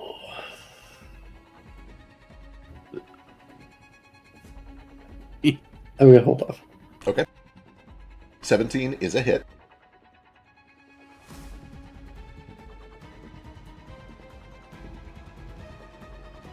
Uh, 14 points of slash and some bleed is not enough to end this creature.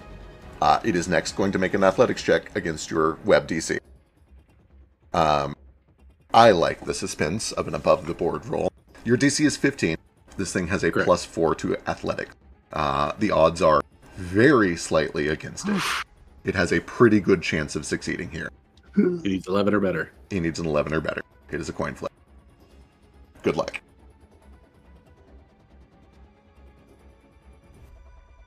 Oh! Hey, no web! Uh, No web! It No, we just gotta pulls kill Tex. and pulls and pulls, and it cannot pull her free from the web. That is the top of the round. Fetch, it's your turn. I have no means by which to, like, push the little one away. I don't think. Can I? Is there, like, a basic shove? There is a basic shove. You would have to be able to get in melee range from it, and then do an athletics check against your own web DC, essentially. I am not scared of that at all. But, like, is this a tile I can sit in? It is. When you move into it, you would need to make a check if you want to move out of it. You risk becoming stuck in it. Oh, I'm sorry. That is also occupied by a whole giant enemy there. Yeah. Yeah, that's kind of tricky. I don't think you can step there. Okay. In that case, that plan won't work, so the next plan is kill it. We're going to start with a... Oh, should I do that? No, that's silly. Why would I do that? Should I? No, I can't. Start with a double slice. Double slice. All right. At map 0. 1 crit. 1 hit. Keep in mind, every time I stack bleed, it adds +1. Oh, max damage on the crit, too. Yeah, it is up to an extra +3 on the bleed now. 36 plus 12 for a total of 48. If it bleeds, it kind of looks like it doesn't. It does seem to be bleeding. It is barely holding on. It looks like it will probably bleed out very soon. You see it wobbling side to side, losing focus. I feel like I just need to hit it one more time at map 4. Good luck. Do it. Oh, almost. Yeah. Oh. Look, we got a whole party worth of people to help. All right. And one to hinder. True. Yeah, Well, tell wonder him which it's one my of it. now that he knows, he won't, Sure. All right. From the person who has literally done nothing this whole combat. Stood in the back and talked the entire time as we're getting our asses beat. Hey, man. Asses Dang. beat, you say, with 75% of your health. Yeah. I was gonna By the say- way, if you do kill the amalgam here, Jane, that is kill stealing. You should, yes. Which, of course, I couldn't possibly. Is it my turn? It is Jane's turn. Can a creature voluntarily fail a will save? In theory, yes. Okay, If it wants to. understood. I will use my first action to put the Illith translator up to my mouth, look at the little one again. As one, she has, like, one hand clenched on her top, squeezing furiously to hold off the damage of Tex's attack. It says, "We can save you, but I need you to trust me. I need you not to resist what I'm about to do." And I would like her to intentionally fail her saving throw against this spell if she is willing, based on that roll. Give me a diplomacy check. You've got a plus. How many rounds has it been? You have a +3 to this check from the momentum of the kind things that you two have already done to her. Kind might be the wrong word, but at least the diplomatic things that the two of you have done to her.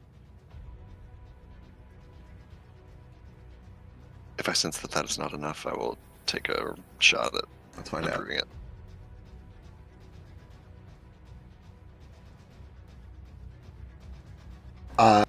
You look down and see that the tips of the tentacle-like arms are starting to wriggle uncontrollably, and her beady black eyes are locked onto the injury, or not to the injury, but to Tex, like two cats having a hissing stare-off. She seems to be distracted. She does not look like she's willing to, or even cognizant enough to comply. Okay, seeing her not complying with that, I am going to use my reaction to try it again with a +1. All right. This already has a circumstance bonus, I guess not a +1. Right.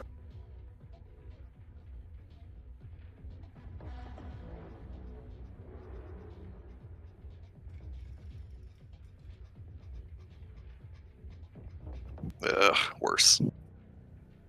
Wait, Okay. didn't you roll an 18? She rolled a 14. Wouldn't she failed already? That will save was essentially for her to maintain control long enough to willingly accept the spell. You are correct that if she had just rolled that save against the spell, she would have failed. Okay. I sense that she's not willingly going to comply with it. I nonetheless still cast stasis on her. All right. Here's the save against her the stasis spell. She has a very good will DC. Or will save. Ugh. Good luck. Ooh, hell yes. You watch as she blips out of existence for a moment. A ghost of her is left behind. Just this kind of faint, translucent, shimmering, hollow image of what she once was.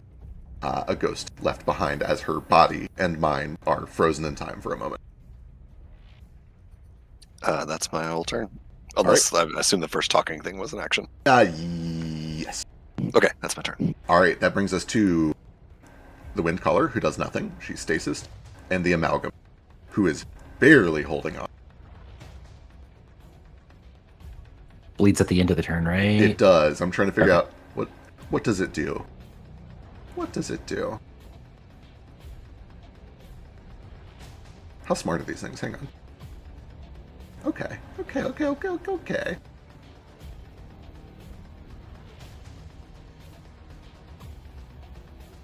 It is going to glare over at Jane. Jane, I need you to give me a will save, please. Rather not.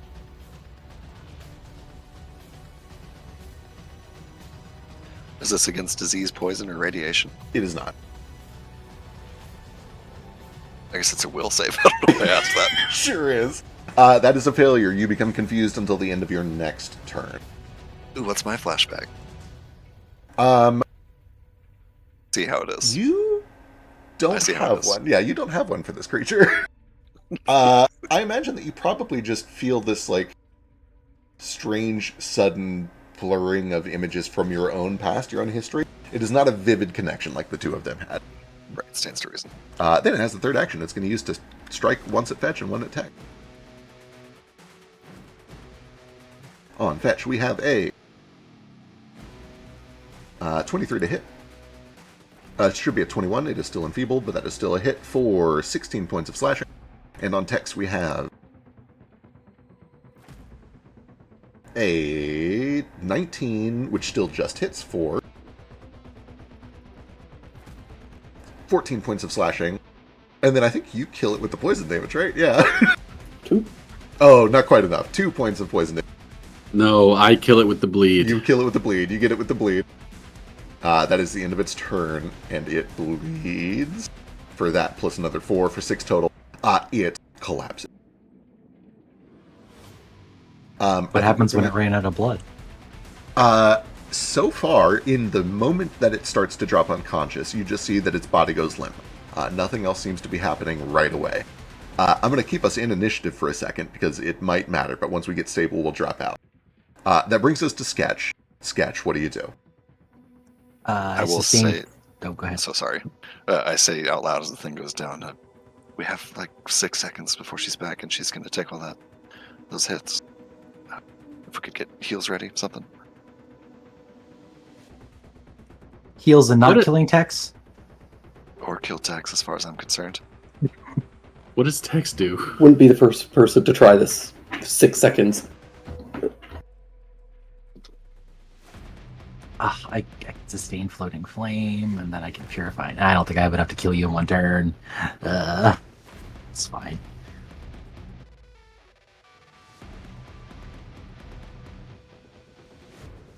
I guess I can't prep a spell. How did preparing spells or holding spells? How does that work? Essentially, you can spend. Double checking. I believe you like the actions +1 and then your reaction or something. I believe that's correct. So I think if you're readying a 2-action spell, you have to spend 3 actions and your reaction to do it. Okay, so I can use heal 2 action, but it would use 3 actions and my reaction. Right. It's better just delaying your whole turn. That's true. You can just delay your whole turn. You can't delay your entire turn. That might be better. I'll do that because then I might be able to. I don't know what I can do with the last action, but I'll figure something out. All right, Sketch delay. That begins Tex's turn. Jane, if you would, can you post delay consequence for me real quick? I was about to say this creates a weird broken rules interaction because it does. I think it might be about to just tank all of this damage, but let me see. You transpose the moment the target would be injured to later in its time stream. Roll damage more. Don't apply any node until the spell's duration has elapsed. When the spell ends, the target is immediately affected by the attack, taking damage and being affected by any additional effects. Okay, so that happens. However, the target is under the effects of stasis, which read, it is invulnerable to all damage. It can't be targeted or affected by anything. No rounds elapse for any timed durations condition. Oh, I see. Yes, I think delay consequence now takes place when stasis ends. But you can end delay consequences early. It says you can dismiss it. That's a good point. If you dismiss it, then can I just dismiss delay consequence while stasis is on? I believe so. Dismissing a spell normally takes 1 action. Incredible. Then yeah, I will, while stasis is still in effect, choose to end delay consequence such that Tex's damage happens at a point that she is in stasis. Incredible. Yeah. Holy shit. Fucking chronomancy is so goddamn cool. To quote the great Arthur Eggfort, the most powerful form of magic. Chronomancy! True! Yeah, you release the delay consequence. The blades... Well, on her turn. Oh, true. Doesn't delay consequence go off exactly 1 round later, so it'd be at, like, the second action of Tex's turn? Yeah, delay consequence. Oh, I see. You can't dismiss it until we get to Jane's turn. Okay, correct. Right. Let's do this in order. Tex, you're up. I have shit to do. You got shit to do. Let's Sketch attacked me. True. Let's not forget. Wasn't my fault. Jane running around manipulating people, pretending these monsters are their mom, so that she can get information. True. I'm gonna kill the giant amalgam. Oh, it's already dead. Oh, well, I guess it's unconscious. Yeah. You know, these things have been dead several times, and you've healed them. So fuck off. True. Frankly, give me some coup de grace. I don't even know if you need to roll for this. I think you just have enough actions to coup de grace this thing. Yeah, that's a hit on a dead body. That is 4 fails immediately. It is gone.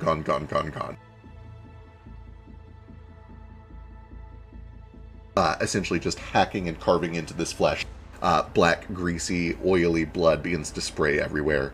And you do see that as you continue to carve into this thing, bits of its flesh just begin to suddenly desiccate and flake off, kind of just dissolving into the air. Very Thanos-like. I will not exude abyssal corruption on this. And but I will get just a little bit upset. Understandable. Just tap vitality.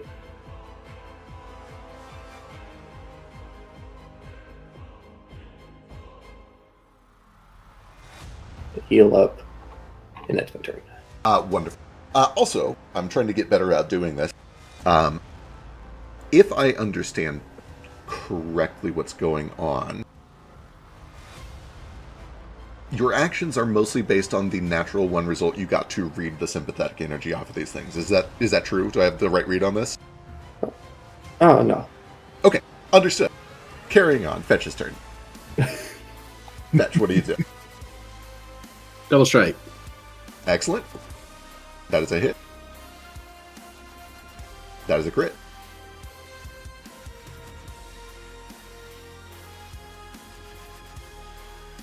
For 41 points of damage on Tex.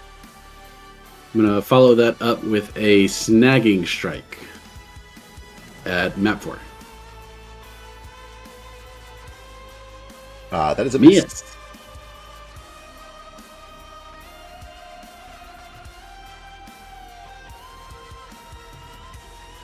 Ooh. Alright, this brings it back to Jane. Okay. The hell do you think you're doing, you idiot? First things first, I dismiss delay consequence such that Yeah. right now all the damage goes off on stasis bomb. Correct. All of Does that cost me damage- any kind of action? A single action to dismiss the spell. Okay, done. Action, dismiss the spell. Ooh. 2 actions.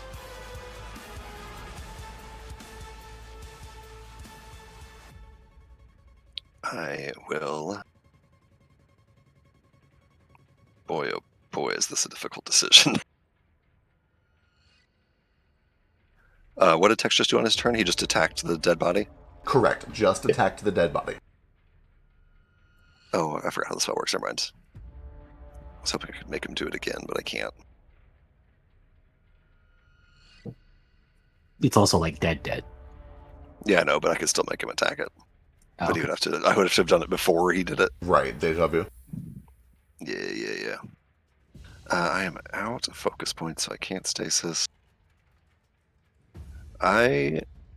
Jane doesn't know whether Tex is in his state of demonic enragement where he needs to be, like, knocked unconscious to get him back to his senses, as she has seen a couple times, Doesn't look like it. or if He he's seems just... fairly in control. That's good to know. He normally gets real goopy, and he got, like, a little goopy, but it's gone back down. Okay. Sorry, reading a couple spells here.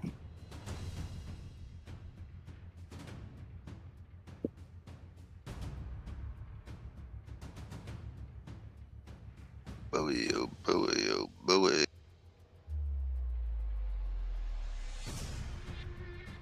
I am going to delay my turn until after... Well, I'm going to delay my turn for now. I'm not sure when I'm going to take it, but I'll delay it for now. Wonderful. You delay your turn. That brings us to the Wind Caller's turn.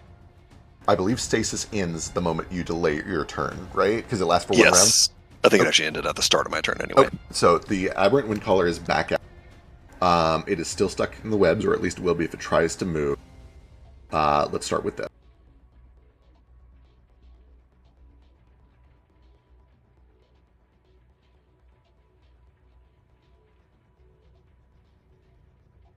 You see that it puts its tentacle hands to its chest, and it begins to cast a spell. Text, this does trigger if you... Actually, let me read real quick. I think this one might not. Oh, it does. This one does have the manipulate trait. It does trigger if you would like. I'll hold off. Okay. You see it that it holds both of its tentacles to itself, to its chest, where energy begins to glow and glow. And then it lets out a scream in Illith that is essentially enough, as it casts a 3-action heal on everything here.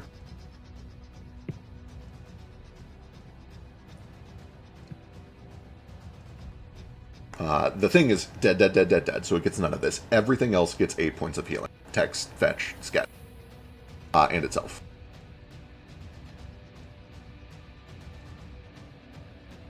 That is its entire turn.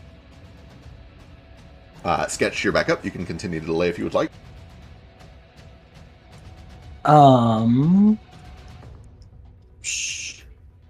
could also cast a 3-action heal.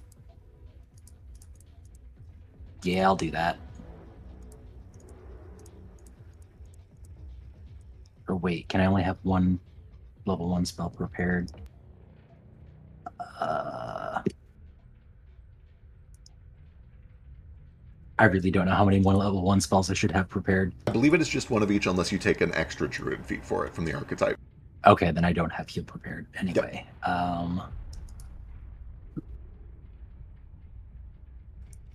I can do cornucopia, but that just makes the berries that someone has to still eat them. What is feeding a potion to somebody? Is that what amount of actions is that? Double checking. I think it's just a single action.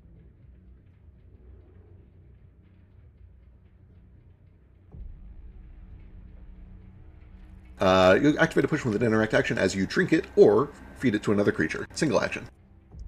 Okay, I'll take out 2 minor healing potions and feed 1 to Tex and 1 to the Windcaller. All right, they do have to be willing. It's up to you, Tex, if you trust this.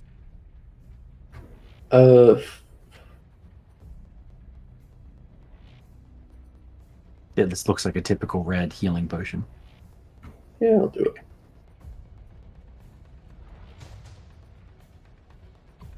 It's wild to me that in this system, feeding somebody a healing potion is only 1 action. Right. You'd imagine it would be like 1 to pull out your backpack, 1 to draw it, 1 to pop the cork off, 1 to tilt it, 1 to bring it back. 1 to tilt their head, to hold their mouth open and shove it in. Admittedly, it would normally be 1 to take off your backpack, 1 to draw it. But we're doing fucking piddly actions. I hit -2 on the quantity and then used it, so it used up my last one. Oh shit! I didn't realize it was going to automatically use them. Yeah. Feel free to drag some back out, or I can heal him and give you a link. Yeah. While I'm doing that, you still have actions left, right? It was 2, so I have a 3rd action that I don't know if I can really do anything with, except for, like, finish tying the knots that I tied earlier. Yeah, that's fair. You can absolutely go and give me one more thievery check. You do see that, for what it's worth, she's rolled well the past few turns, but she is still struggling to maintain control. On a crit, I'm going to say that you're able to essentially grab the wrist bindings and the ankle bindings that you've made, cinch them together, and finish a hog tie. She is essentially incapable of doing anything other than, like, speak. If she has verbal-only spells, she'd be able to do that. Okay. That's fine. I'd like to take my turn after Sketch. Perfect. At the end of Sketch's turn, Jane jumps back in. With a couple of seconds of healing having gone around now with what she just did, can I get a read on Tex's intentions? Absolutely. I mean, it's PvP. I'll let you guys sort this out between yourselves. What, if anything, does Jane learn on a 23 insight, Tex? He's upset. He's spaghetti. He's pretty pissed. Had Sketch attacked him. Fetch attacked him. Twice. We also healed you twice. True. Well, you healed me once, and then evil creature healed me once. I also love as an observer that Tex is the only one who doesn't know that these things apply a confusion effect. Right. True. And all of this is after he was like, we don't need to go down here, and we immediately got attacked the second we stepped foot down here. So yeah. He's definitely in a, like, why am I even here? Okay.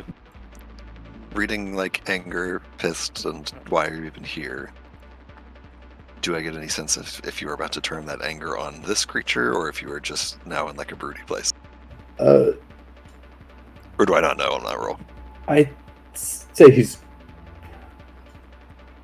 he's debating about it. Clearly, this thing is healing us, so he's like backing off of it for the time being. But also, we saw these things the second they get close to each other, they turn into that thing. So he doesn't seem to be like fully convinced. Okay. I, in that case, am going to go ahead and hold a spell, which I believe means cast it now and hold the effects, if I'm not mistaken. Correct.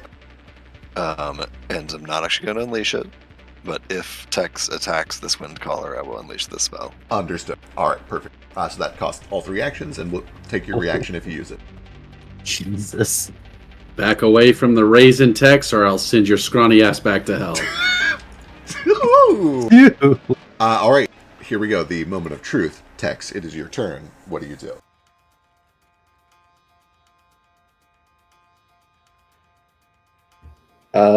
Tex is not stupid. He has learned the lesson of what happens when you fight a party of adventurers before. True.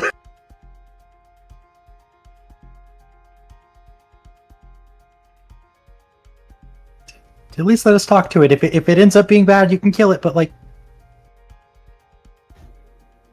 Fine. Do what you want. And I go invisible and I leave. Okay. I'm gonna jump out of drop out of initiative for now. As things start to go a little quiet. This thing is still writhing. You can see that it is still fighting to maintain control of itself, but at the very least it is restrained in such a way that it can't easily be dangerous. I'm going to try to roll it around in the webs to get it like extra stuck. Okay, I like it. That's actually completely reasonable. How long do the webs normally last? A minute. So Okay. probably 3 or 4 more rounds. Perfect. I'll let you at least, like, over the next 3 or 4 rounds, kind of get it extra restrained in case it tries to do any breaking free. Yeah, I just kind of use a stick and like poke more webs onto it. As he's doing that, and as Sketch finishes, like, binding it, still with the Illith translator out, I'll just get as close as I can and say, we don't want you to hurt us or hurt yourself. You understand? I don't want to hurt. We don't hurt. Has Doru reacted to this thing? What a great question. Let me see. And sorry, as you're thinking about that, did you just say we don't hurt? Well, like verbatim what Drifter says? In Illith, but yes. Okay. That's interesting.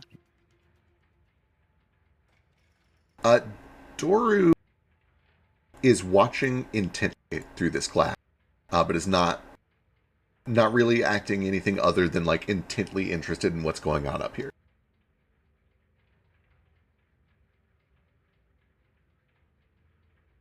It's easier with that gone, but I don't know if I can maintain it. You don't remember how you got here?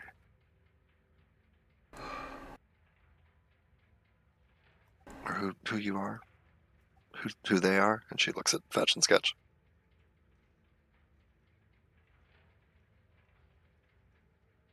No. I know I love them.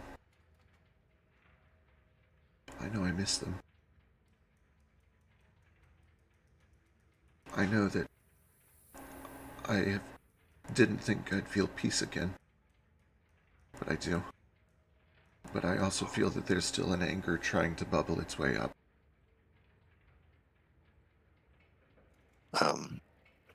At this point, Jane will begin, like, interpreting this stuff verbatim. Unless at some point I say that I don't. Alright, understood. All of that comes through to everybody. She'll look at Fetch and Sketch. I don't know exactly what happened here, but I think they're using dimensional magic to make copies of people. Aberrant sort of monstrous copies. These were copies of your mom. I'm pretty sure. Is the real mom still out there? Or? I don't know. Assuming you translate back and forth. Yes, yeah. Where did they come from? Am I not real? That's not what I mean. I mean, you could be the real one. If you're just a copy, I mean... Jane can't help but look at the pile of bodies that was 3 more of these that merged into each other. Jane, ask her where it came from. I tried. It doesn't. The machine. She doesn't remember. She points back to this machine. Here. I remember it. I went into it. And now I'm here. I think I came from the machine. You remember going into it? Yes. And before that I came from there. And she points to the wreckage over here where the lift used to be. Okay. That's what I remember. Was the anger with you before you got in or only after?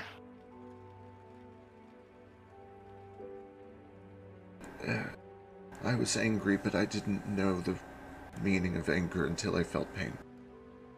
The pain brought it out. Can you remember who brought you?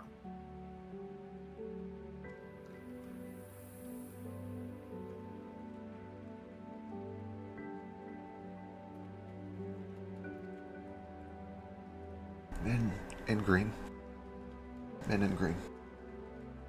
Does that sound like Emmerich's? It does. Seems reasonable. Assuming we have at least a minute here, can I study the magic or whatever, if any magic is going on her? Do some identification? Absolutely. Go ahead and give me an Arcana check. Well, what did it say? She translates all this. This is all coming out. Takes her a while, but she'll translate it all. Damn it. Do you have a second round of hero points yet? Yes, it's past 10. You guys can have a second round. I'm not going to spend it on this, but...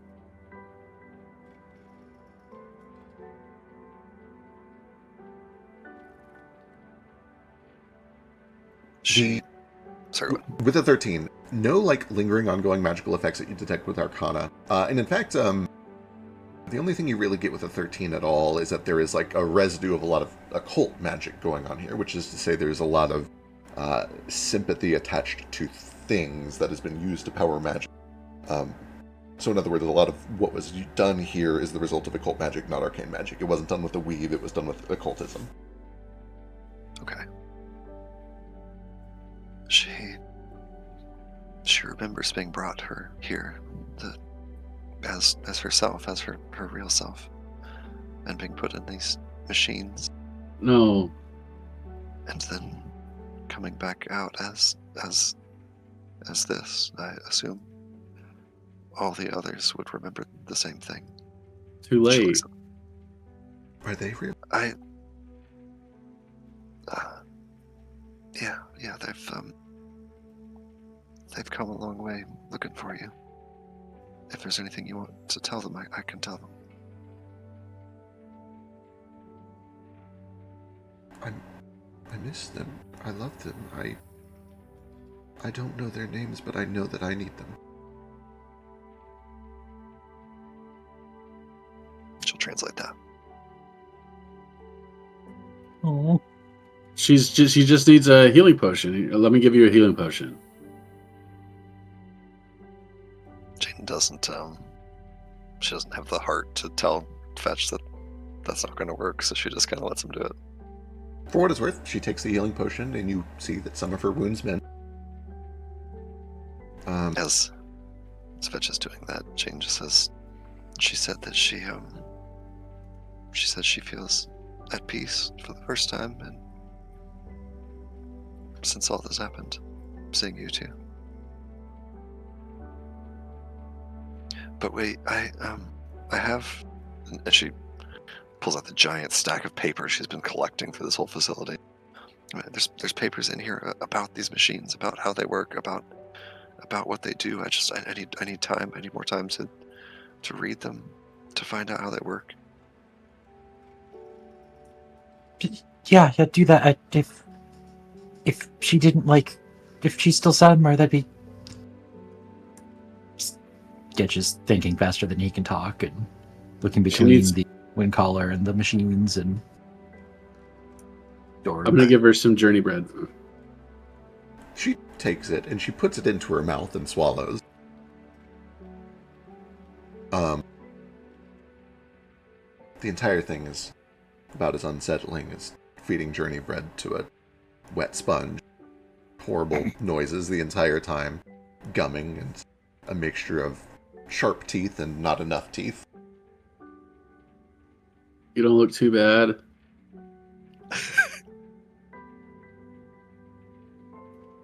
It's actually really sweet. As that is all going on down there, what is Tex doing?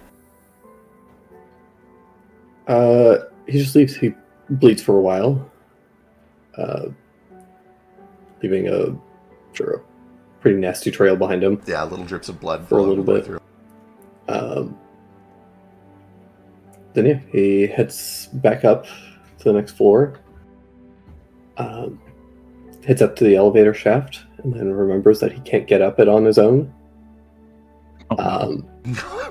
Gets even more frustrated, and is going to go into the room with the Emmerich Warhounds, and he's just going to start breaking stuff.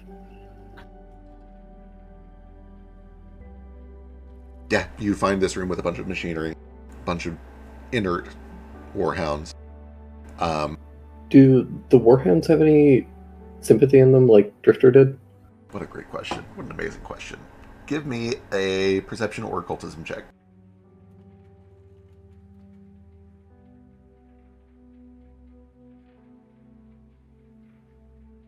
"17 is enough to know fairly certainly that they don't, or at least not enough for you to detect. With Drifter, you can usually detect it if you get close and kind of study it for a while. These don't seem to have any.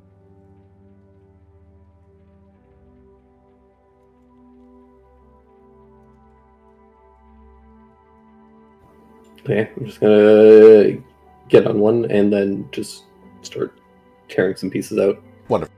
You're starting with the Drifter, with the Warhounds? Yeah. Okay, perfect. You begin to just hack and slash and chop your way through these things. Machinery goes flying, bolts go flying. They put up no resistance. They don't move at all. Just hear metal on metal, teeth on metal, claws on metal, as you begin to tear them open like aluminum can. Is there any light in this room? You see that there are 3 bulbs that probably are lights, but they are currently not active. Okay, cool. And there's nothing else that is emitting any light in here. Okay, cool. I love the Tex going and making himself like a new cave full of bones, except it's metal shrapnel. Yeah. Just a bunch of broken down metal dogs.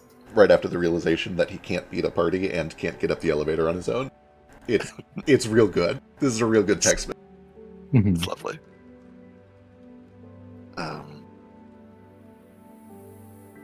Back downstairs. Sorry, back downstairs. The webs do eventually fade. The rope is on there very secure. It looks like you're probably fine, but the web is kind of leaving. Oh, and this is fully disappeared. Disappeared, isn't it? What happens to it? It essentially Thanos away. It turns into these gray flakes of flesh, which wither off into nothingness. Leaves behind blood splotches and stains and a few scraps of flesh that don't really...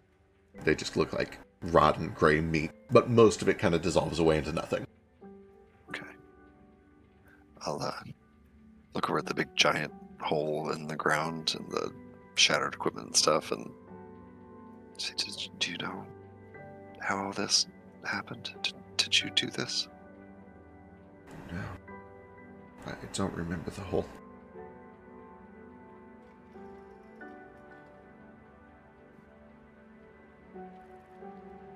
Doru, come here. There's a squawk and the sound of electricity crackling as door comes. Here she is, help her. Door kind of like cocks ahead. It's her? Yeah. They dried her out like a raisin in these machines. I don't know if it's her or just her magic or. I have Jane. something gross I'd like to do. Yes, absolutely. What do you like to do? Can I use my super taster general feat to identify this random flesh? You're right. Super gross. You're Yep. right. That is. I need to see if it's catfolk flesh or That's- if it's. That is extremely gross. You're right. Sure, post the thing. How's Super Taster work? Let's see it. If you lick or taste something while investigating or attempting to recall knowledge to identify something, if the taste would provide a relevant additional information, you gain a +2 bonus to your check. Holy shit. Sure. Yeah, give me perception with a +2.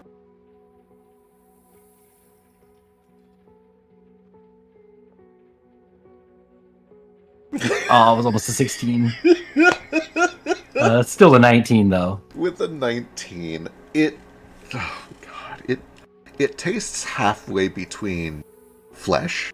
I don't know if you know what fucking tabaxi flesh tastes like. I don't know if you're a cannibal. But it tastes halfway between flesh and wax. Mostly wax. Most of what you get is like the sour and slightly bitter, waxy taste. Okay, I probably know what tabaxi blood tastes like just from like That's true, actually. having Yeah, to like, you know, yeah, that seems reasonable. bite my thumb for blood magic or something. So. Boy, on a 19, can you determine the masked taste of blood under wax? Certainly not enough to identify a specific creature. I think it is just kind of a halfway point between blood, vaguely humanoid blood, but it's hard to say with certainty, and wax, like a slightly bitter wax. That was a great idea, but I don't know what I thought I was going to learn from that. Oh, and I also kind of revealed this, but just to reinforce it, taste and smell are very closely related. It tastes a little bit like the inside of Madame Monarch's carriage smell. Ugh. Ugh. Well, if it is Mom, it's mixed with a lot of other weird stuff. I think they're, I don't know, sending people through dimensions and splitting them into different, I don't know, timelines. I need time. I assume. Jane. What's that? Does it smell anything like the weird alternate Jane that we fought? Oh, you guys were both present for that. Yeah, very similar smell. Yeah. Fetch, you can also give me perception because you were present for that as well.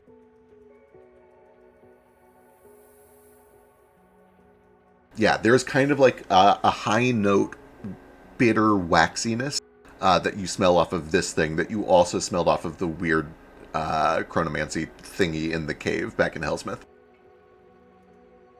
Fetch has gotten up in Jane's face and has shoved her. She staggers back, not expecting that at all. Probably like drops some of her papers. Did you work for Tesseract?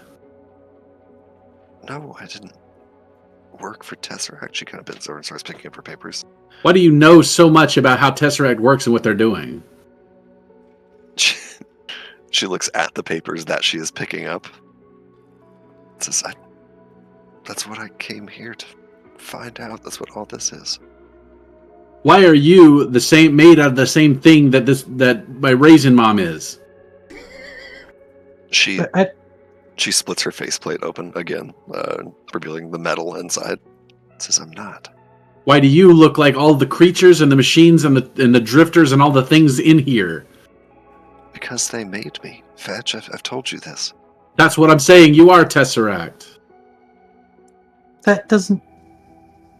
That would mean that this is also Tesseract, and he points to the Windcaller.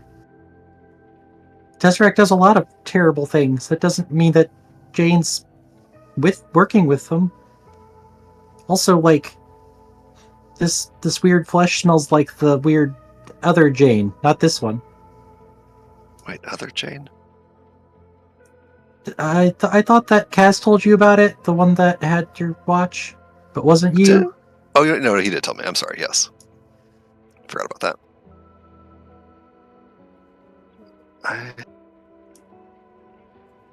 Jane is suddenly kind of troubled with the implications of that fact. But just Fetch, I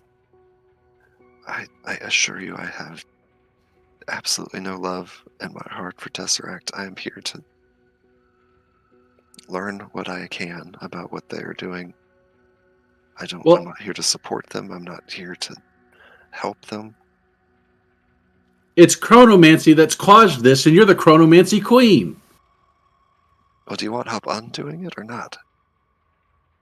Yes. I'm trying to learn, Fetch.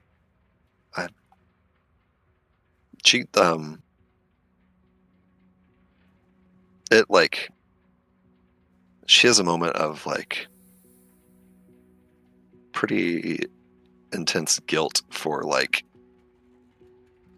even slightly raising her voice at a child who is standing in front of their like withered and ruined mom. She's in a weird place of like juxtaposing her intense desire to figure out what is going on here with the like deep I don't know, resonance of this situation for her and for you guys. But just I understand that this isn't easy, Fetch, and I don't blame you for being angry. I'm angry too. I want to help you fix this.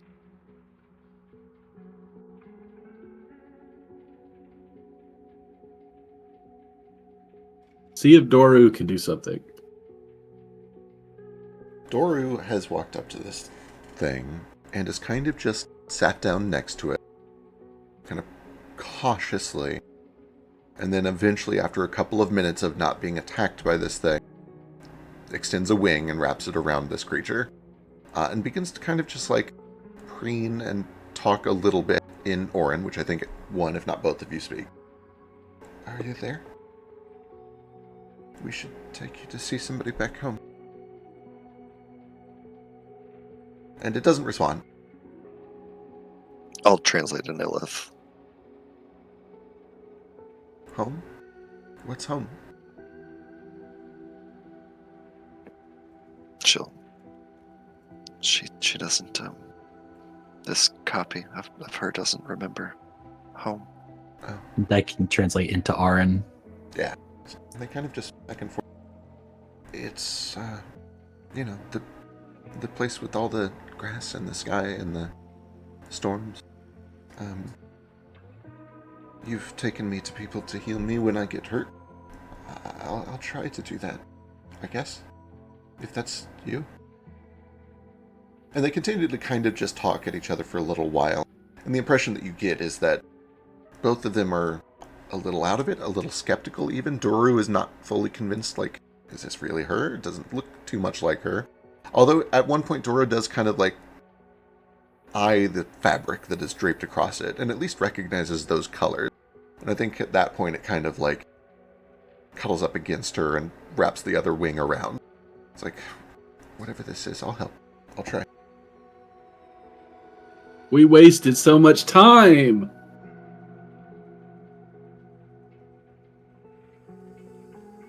We didn't know where she was. We were trying. And we don't know if she's gone. I'm not convinced this is her. You're not? I'm not either.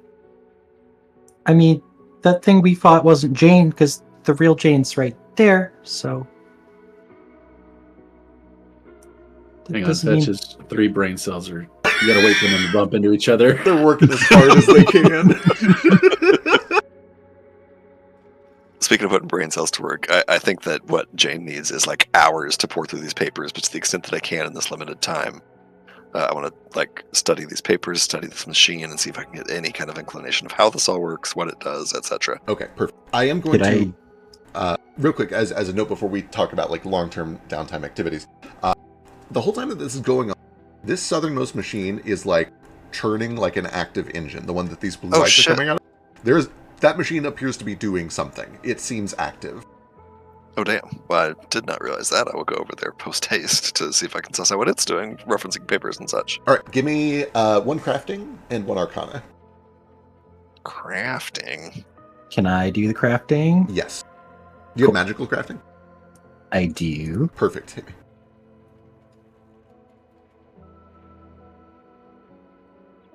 Has it been an hour since the fight ended? I'm guessing probably not. No. You guys did like 15, 20 minutes of conversation. You hear, actually, you probably don't even hear. It's a thick underground bunker. But upstairs, Tex has gotten through like 5 or 6 of these dogs and is moving on to the 6th. I will hero point that. All right.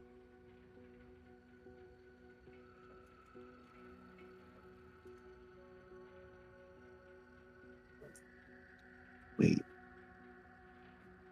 Is magical crafting not a skill feat?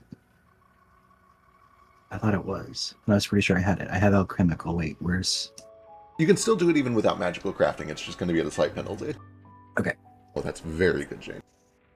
Yeah, thank God.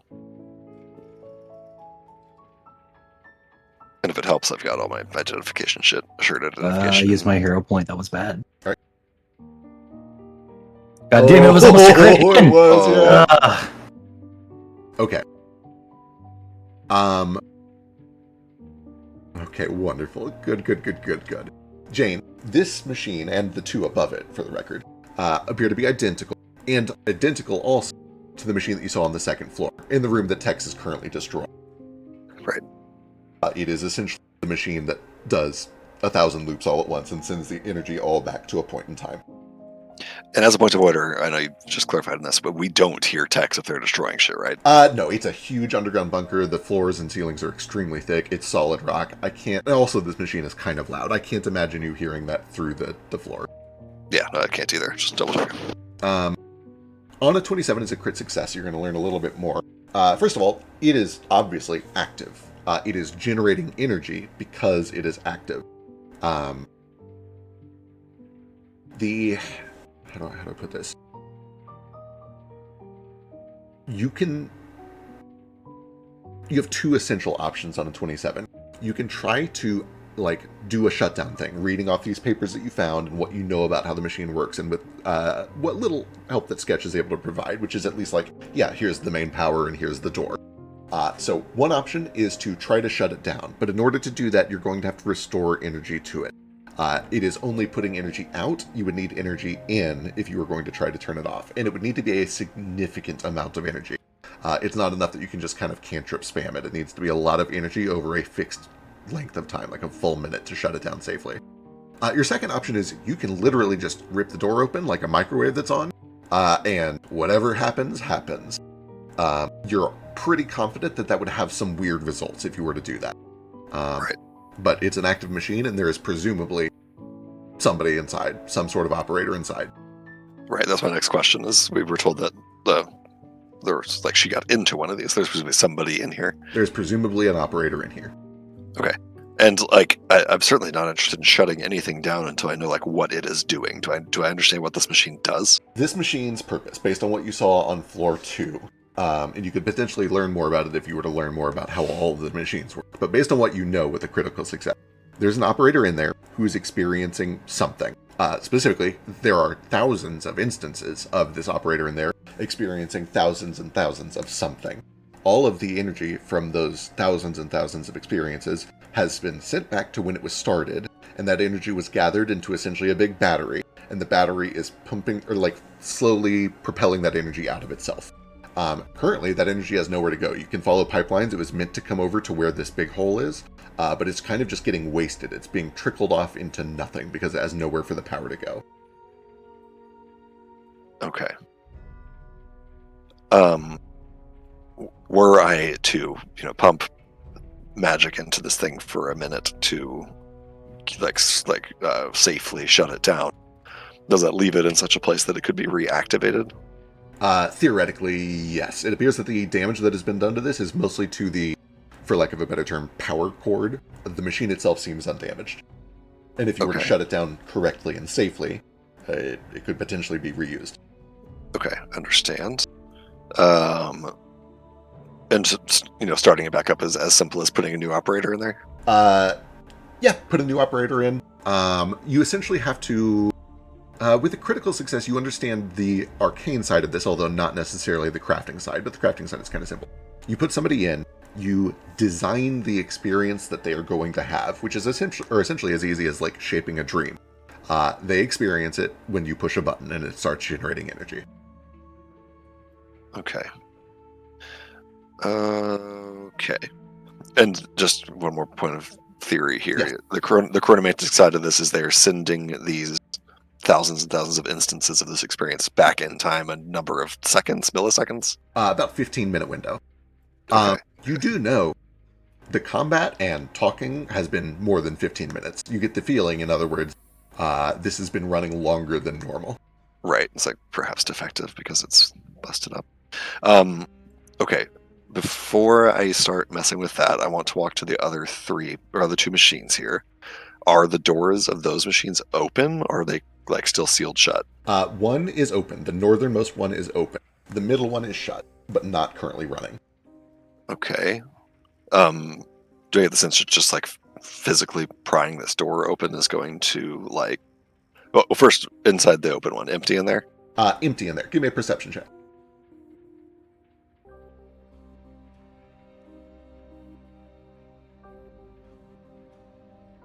Yes, empty in there. Okay. There is As she essentially a... Oh, how do I put it? It's essentially just like a chamber just big enough for a person to stand in, with like cuffs for their ankles and their wrists and their neck. You can see that there are a number of like lights and doodads and magical things inside of there that presumably interface with them a little bit, but nobody currently inside. Okay. As Jane, stands over the other machine, thumbing through schematics, kind of frantically trying to figure out how these things work, she runs over to this one, sees the door is open, and then to Fetch and Sketch says, "She's not here. She's not here. Look. This is where she would be if she was still being subjected to this machine, and it's open. This is the one she was in, and it's open, and she's not here. She must have got out." Oh, good. Maybe she's the one who made all the lava upstairs? And then she will go to this one that is still sealed closed. And can this door be just like physically pried open without damaging the machine badly? Yeah, it's essentially just a wheel that you turn like a submarine hatch and then it opens. Great. I will try to open this door. All right, you begin opening the door. Fetch and Sketch, what are you guys doing while this is going on? Helping to open the door. Excellent. As you pass by the open one, do you do anything? Oh, yeah, for sure. I'm looking in there. Give me a perception check. I'm like climbing full body in there.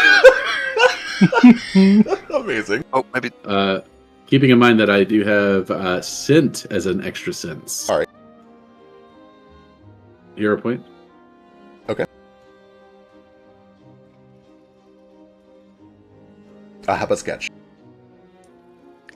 I'm going to look at what happened over here. Were there more of these? Excellent. Understood. Where are these pipes going to? Give What me- is this massive hole? Yeah, give me perception and or crafting.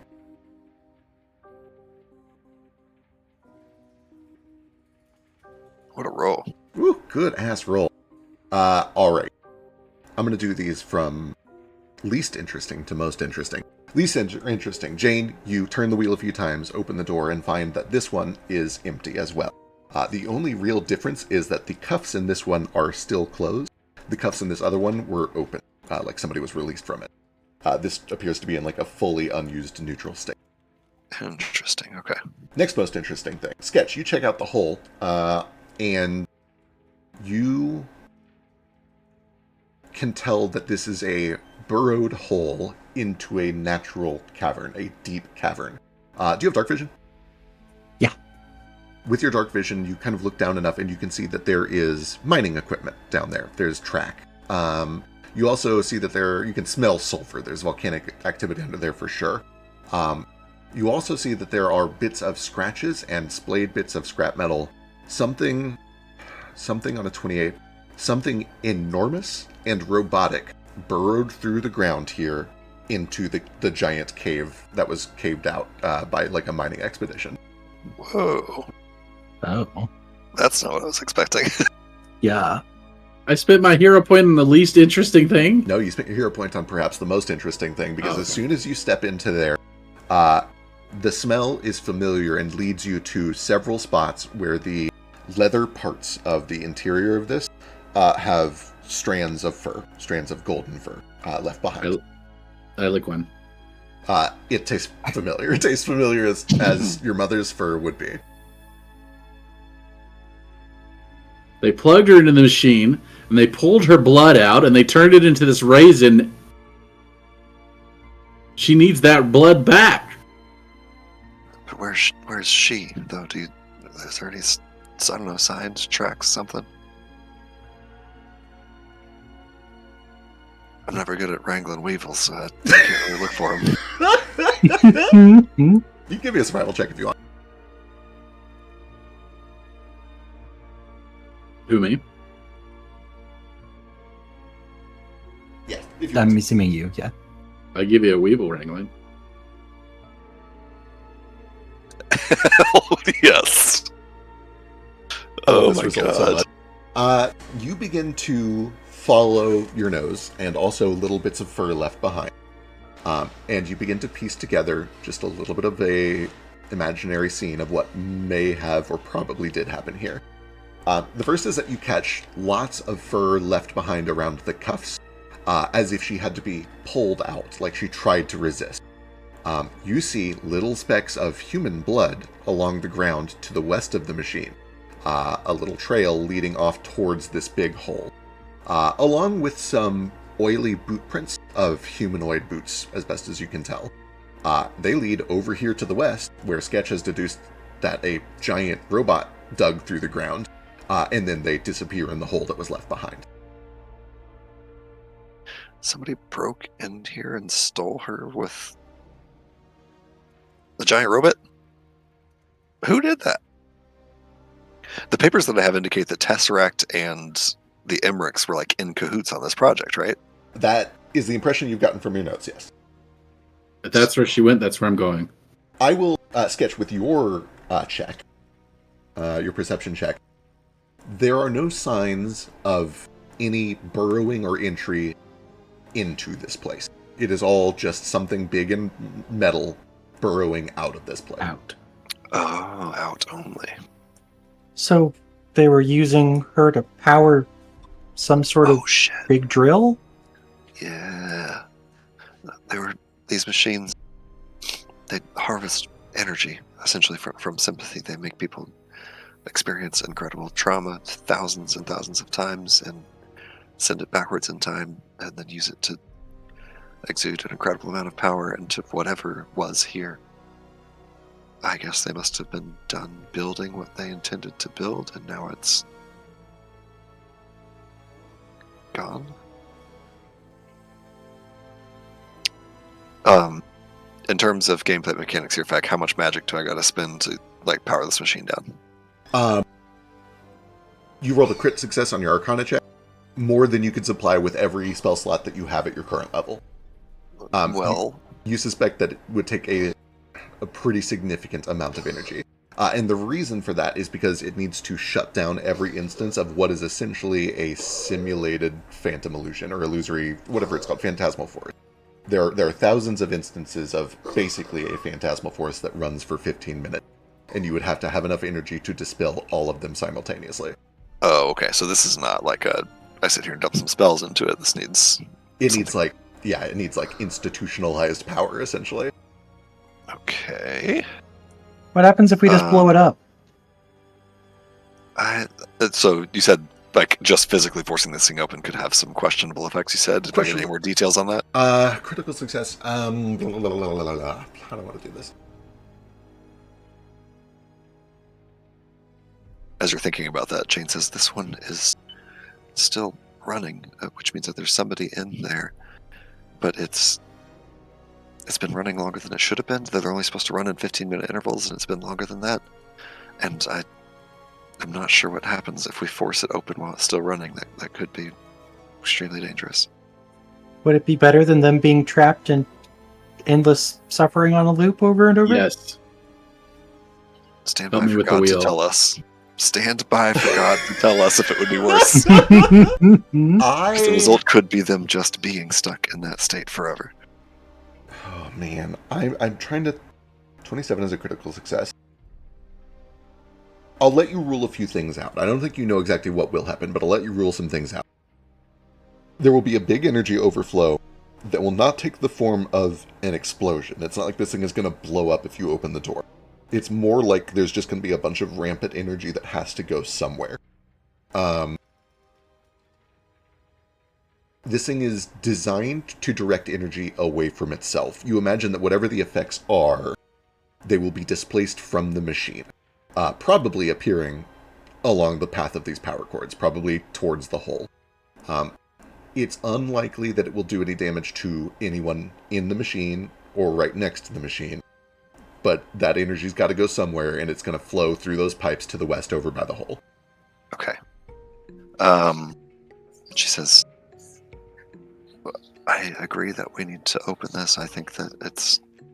I'm pretty sure it's Rita in there, like 99% sure, and I think we need to get her out. But I think we need to make sure that we're ready before we do, because there's going to be an incredible amount of energy that comes out, and I don't know what form that's going to take. It could be a catastrophic destruction. It could be a creature of some kind. I don't like this any more than you guys probably do, but I think we should get Tex before we open this. It could be little raisin Ritas. Rita raisins. It could. I don't... by the way, Feg, do I have any concept of how these creatures resulted from these machines? Oh boy, Because that remains unclear to me. They're using these thousands of simulations to make energy and sending energy into some machine. How did that turn into Raisinette copies? I don't think, based on your check or based on what you've learned so far, you know what those are or how it happened. Okay, cool. Maybe I haven't yet pieced together how she came about, and she kind of looks over at Doru, wrapping their wings around Windcall over there. But yeah, you're not wrong. It could be that. It could be thousands of that. I don't know what's going to come out, and I think that if we're going to take that chance at what's going to come out of there, when we take that chance, we need to make sure that we're ready. Doesn't matter. Tex is just as likely to help us as hurt us. It might be worth flipping that die or flipping that coin. But boy, He's not totally unreasonable. He stopped when we asked him to. I don't know about he stopped when he saw that he couldn't win anymore. That's fair. Are these pipes attached to anything still, or are they just kind of dangling open? Dangling open, you can see little bits of sparking energy, and in fact you can see a steady but normal and regulated stream of energy just kind of being blasted into the air and doing nothing. Sparks and hissing and whatever arcane electricity smells like, probably ozone. Whatever comes out when we pry it open, that's where it's going to come out, is over there.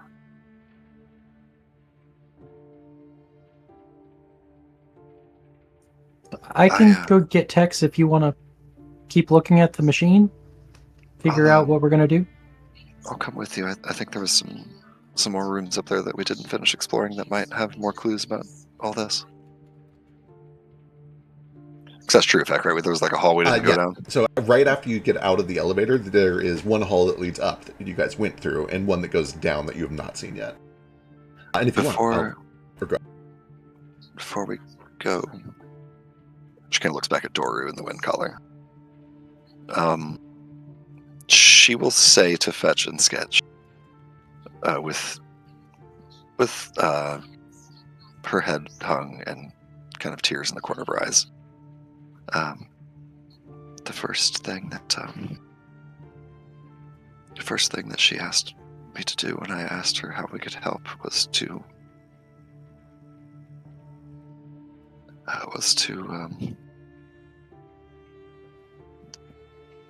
give her peace, end this. She's suffering. It's not my decision. I'll make that call, Tesseract. Go get Tex. She nods. Not a hint of like, yeah, very sincerely thinks that it should be your call. But before you leave, hear me, and Korik, listen too. I will, and I swear to, waste the blood of every single member of the Tesseract tribe, every ally they have, and to crumble everything they've ever built and burn everything they've ever written. And that includes you if it has to. She stops at the top of this pile of rubble, turns back around and nods and says, I understand. And then she'll go up to find Tex and figure out what has not yet been found in this facility. All right. Do Fetch and Sketch, do either of you join Jane, or do you just stay behind? I stay behind. How about Sketch? I'm gonna do a quick perception on Fetch to feel out if he wants me to go or if he wants me to stay, how he's feeling. Well, Fetch doesn't seem to mind one or another, and kind of looks like he expects you to go with, just as long as somebody's hanging out with Doru and the Raisin.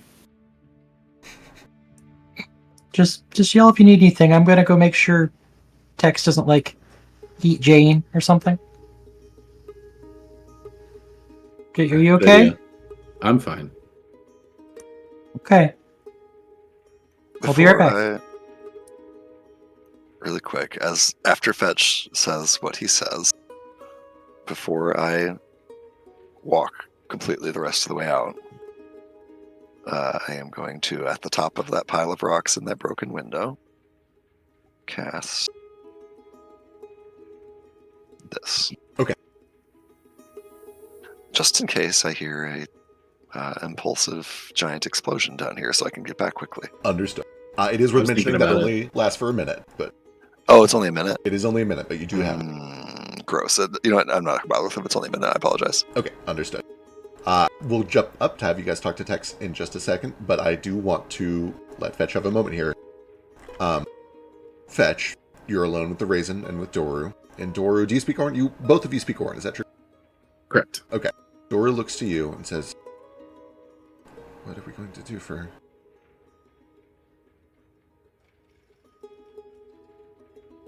This is, I don't know. This isn't her whole being. It's a bit of her soul they ripped out of her. I know. We're gonna put it back if we can. If not, I don't know. Okay. You're bigger than the last time I saw you. So are you actually. I thought you were We more blue jay sized. fought. We tried very hard.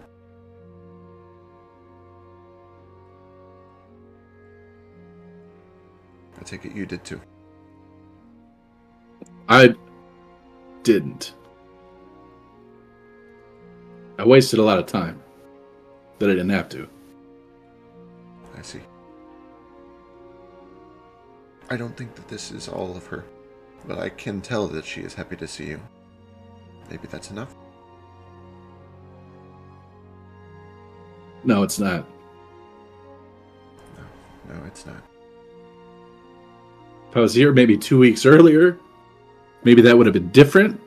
I curse every plate of gravy that distracted me along the way.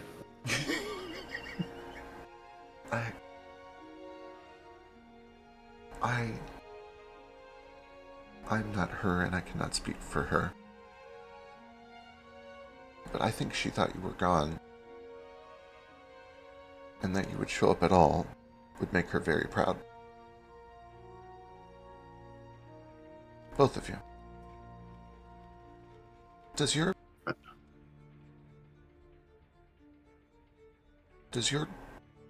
brother know that he has a companion?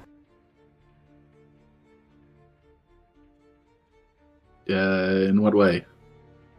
An elemental. A locust.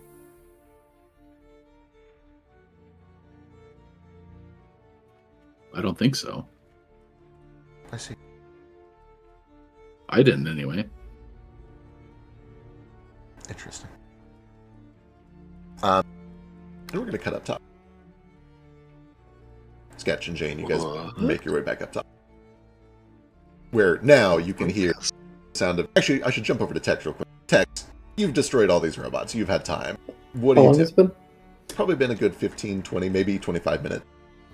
Okay, not quite long enough.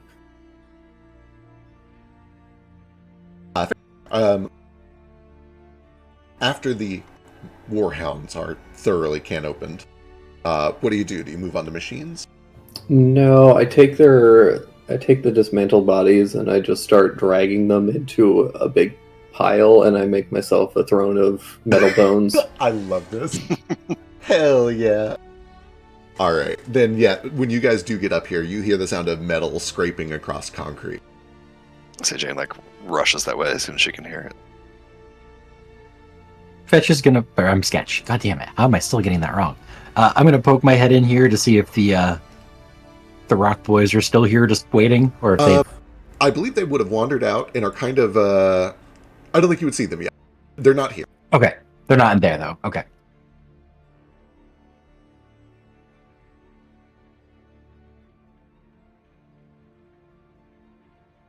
As you approach Jane through the door, you see Tex dragging bits and pieces of destroyed warhounds into what might a mound of metal. I guess give me a crafting check, Tex. Oh yeah, how good that throne. Let's see how cool your throne is.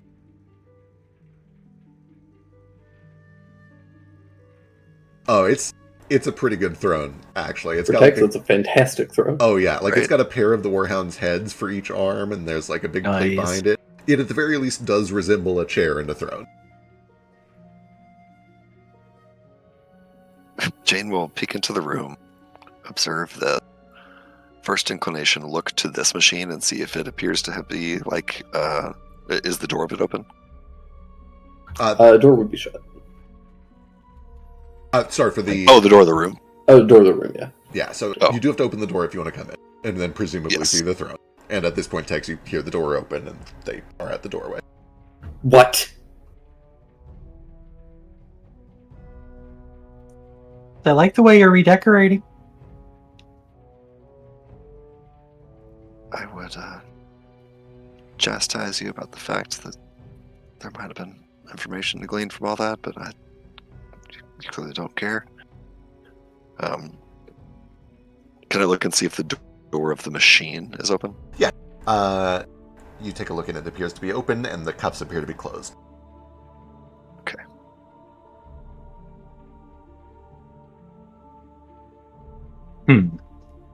Like, baby shoes never worn closed, or Just not like body somebody would- disintegrated in it. Closed. if you get close, you can give me a perception check.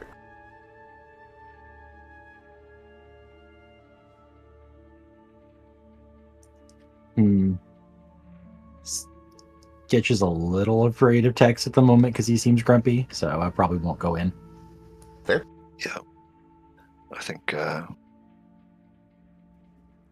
think for the moment, Jane just kind of stands in the doorway for a second and looks at Tex and just slowly closes the door behind her. It says, "We found something downstairs. We'd like your help if you're willing to offer it, but if you don't, if you want to just stay here on your pile of corpses, it's up to you. You want the door open or closed?"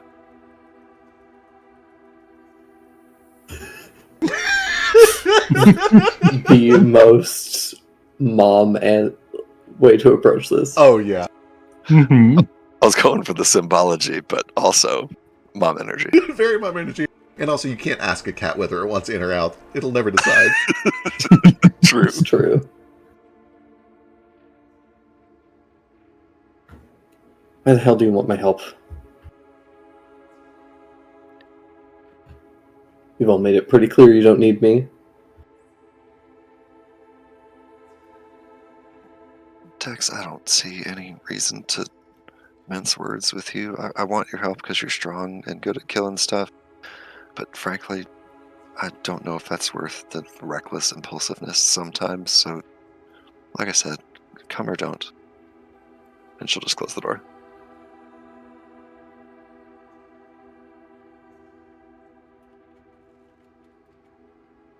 Yeah, he'll stay in the room for another 40 minutes until he finishes venting. All right, understood. Sketch, as you went on ahead, as you passed by the elevator, you did hear and see the two Earth Elementals have made their way into the elevator shaft and are kind of just like chilling down there. That makes sense. Yeah, they're just chilling. They're fine. But yeah, as you continue past, the first thing you pass by is a whole bunch of wreckage of machines. And then further down, you find a hallway that leads to a dead end, but on the right side, there is a metal door. Is it labeled? It is. In Imric, it reads Dream Chambers. He'll wait for Jane to get here. Just kind of sit down outside the door. It seems interesting. But he knows better than to open it with no one else around at this point. Yeah, Jane will be shortly behind him. Yeah, after a couple of minutes, Jane does show up. You find Sketch kind of waiting by a door. Sorry, what did the door say on it? Dream Chamber in Imric. Ooh. I'm the wrong person to do this, but do I hear any commotion on the inside of there? Give me a perception. Oh, I should have done that. You want to do it instead? Because mine's terrible. You can both do it. Sketch, you smell metal and oil as you would. You don't really hear like active machinery, but what you hear is like a bloop, bloop, bloop, bloop, bloop, bloop, bloop, like water, like an aquarium of some sort. There might be a water elemental or something. I hear water. I think if it's in the same mood as those elementals earlier, you can talk to it. If there's just one, yeah, probably. You can try. Time back the present. All right, as you open it up, you find a series of machines. I know that from a top-down view, it's a little hard to tell what's what, but essentially, this looks similar to the time loop machines, except it's just the chamber that you stand in. It's just the part that a person goes into. All kind of linked up in a big array, leading back to one kind of like motor or processing part here down at the end. A big difference is that each one of them also has a water tank attached to it, and in those water tanks are weird little critters. They look kind of like squid or octopi, something in that ballpark, about the size of your palm each one. There is a desk. The desk does have papers on it, and on top of those papers there is another one of the handwritten notes. Hell yes. Oh, I get it. They're making the aberration. I'll just let you read it. Sorry. In Imric, these notes read, dimensions are sort of like different planes, except they violate many fundamental rules of reality and are generally hostile to life as we know it. Sympathetic energy is unusually resilient and well-suited for travel through the dimensions. The Wexisassi experimented with the transfer of sympathetic energy through the dimension of dreams for a commercial endeavor several years ago. Things you experience in a dream can, with the correct application of technology and material, be harvested back in the real world, producing mana and sympathy, both of which can be used as a power source. Negative emotions are much easier to produce than positive emotions. There's a danger in this process. When sympathy builds up quickly in one place, it tends to infest nearby creatures, called sympathetic hypersaturation. If it is unable to infest a nearby creature, sympathy will often infest an object or form a new body for itself, called a daemon. None of these options are suitable, so we use aberrant creatures to soak the sympathy that builds up. There are more notes, but the remainder of the notes are scratched out. They read, the creatures usually mutate as a result of this process, and must be exterminated and replaced. We maintain a supply of creatures by importing them from Quilgraboth and employ warhounds to control outbursts. There is another handwritten note in a different handwriting that says, the President doesn't need to know this. Then finally, the last note, which is also scratched out, reads, sometimes things experienced within the dream manifest in our reality when the energy is harvested. Fungible and trivial objects are usually safe, and we're investigating practical applications for this mechanism. Creatures, as well as objects that are unique or unusually novel, usually result in And then the next part is hard blotted out. Not just a line through it, but scratched out so it is completely illegible, fully redacted. And in all caps, in a different handwriting style, it says, "Do not write this down. The president doesn't need to know this."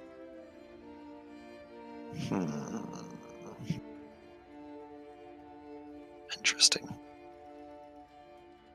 So they're getting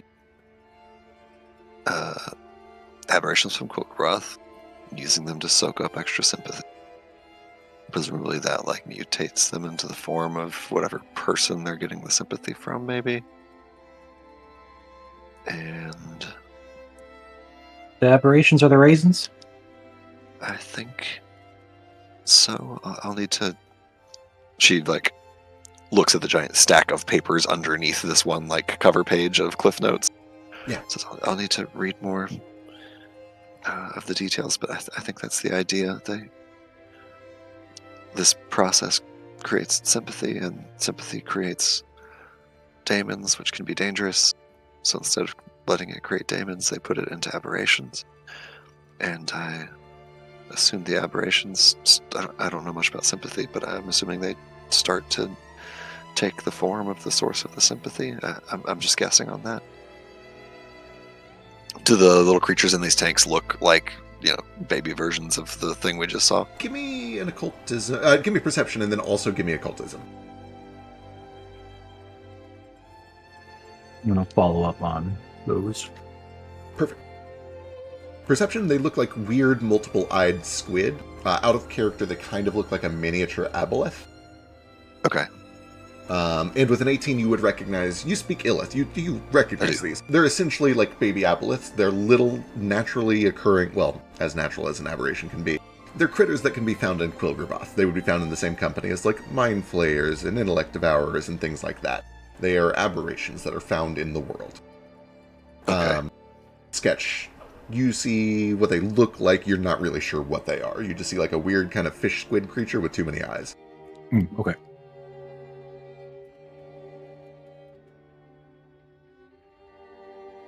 Things experienced within the dream manifest in reality when the energy is harvested. She kind of looks down at her stopwatch, thinks of Kaz getting an identical stopwatch from Weird Jane. And then she also looks down at her top for a second, but she knows she needs to read much longer to get any serious clues out of this. For sure. This is the end of this hallway, right? Correct, yes. And like the last unexplored room. Yeah, as far as you guys have seen. I think we've got everything we're gonna get from this place. I mean, I'd love to spend a great deal of time here studying all this, but I think time might be of the essence. No pun intended. Okay, that's fine. Is Tex going to help us, or? Hey. Seemed like maybe he needed to brood for a little while longer, and then who knows what's going to happen after that, but I don't think he's going to be following us down imminently. He's still pretty hurt. Maybe a little more healing would convince him. Okay, I'll see what I can do. As you say that, Tex bashes one of the heads off of the throne and kind of winces as still got this big cut from where Fetch got him. Oh, fucked him up real good, yeah. Yeah.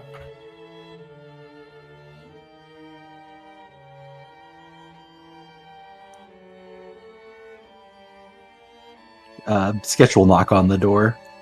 Tex, I'm knocking to respect your privacy, but asserting my right as a creature with thumbs and opening the door anyway.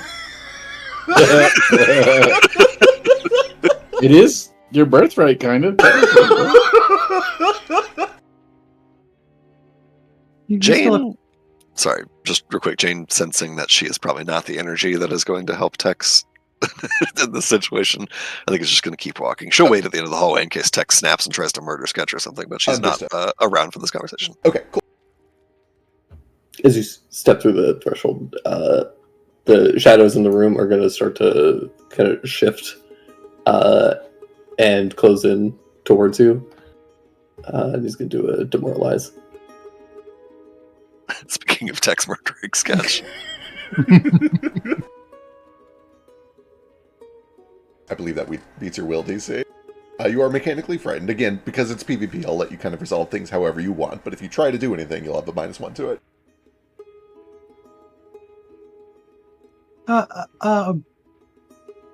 You still look pretty beat up. If you want, I can heal you some. I can make the fruit whatever you want it to be.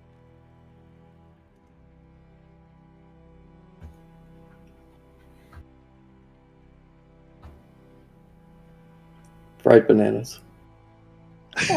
Good call. Good call. Excellent call. I can do not fried bananas, and then I can try to fry them real quick. Yeah, I'll try. I'll go ahead and use cornucopia Perfect. to make a bunch of bananas, and then... Oh god, do I have anything that I can get him to fry them with, even? I mean, there's fucking lava out there. That's true. I'll be right back. I don't think you understand what frying is, Beck. Just climb in the time machine. It creates a lot of energy.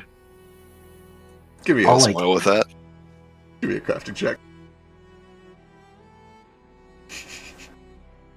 Yeah, you warm up some bananas. Do you have oil? There's machine oil everywhere. No, you don't. You don't want machine oil. There's probably some sort of toolkit. It was like a thieves, or yeah, the thieves' tools have oil in Do it. you have I don't know why. cooking? Do you have cooking oil? You're a gay man. You have olive oil. Yes, you're able to fry up some banana. Yeah, Sketch would have olive oil. Duh. Yeah. Okay. Does he have flour? For fried bananas? Yeah. What do you Way think better. the breading is made of? Oh, I didn't realize these were going to be breaded. Anyway, one way or I another. have rations. bananas, I can sorry. make something work. Tex has rations too. You can. Yeah, out of 23, I actually love the image of Sketch and Tex kind of working together to make fried bananas over the elevator shaft. I love this. After a little while, you are able to make some delicious fried bananas out of your good berry.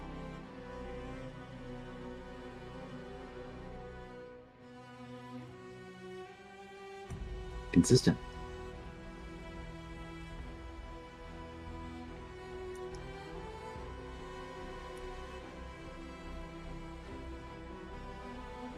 I'll take the 10 minutes. We were passing off and frying the bananas. I can take a few minutes to refocus and do it again. Perfect. I have 2 points now. Also, I know it is 11. We're going to wrap up pretty soon. We're possibly to a spot that is good for it. Or at least good for chain to bounce. We'll see how things go. Jerry will say thank you, but Tex will not. Sketch thinks about asking to try one of the fried bananas, and then remembers the one on his demoralized check and thinks better of it. But don't you think I could no, never mind. You look better. We're gonna open the machine downstairs. We think Rita's in it. We're not sure what's gonna happen with all the energy, but it might make more of those creature things.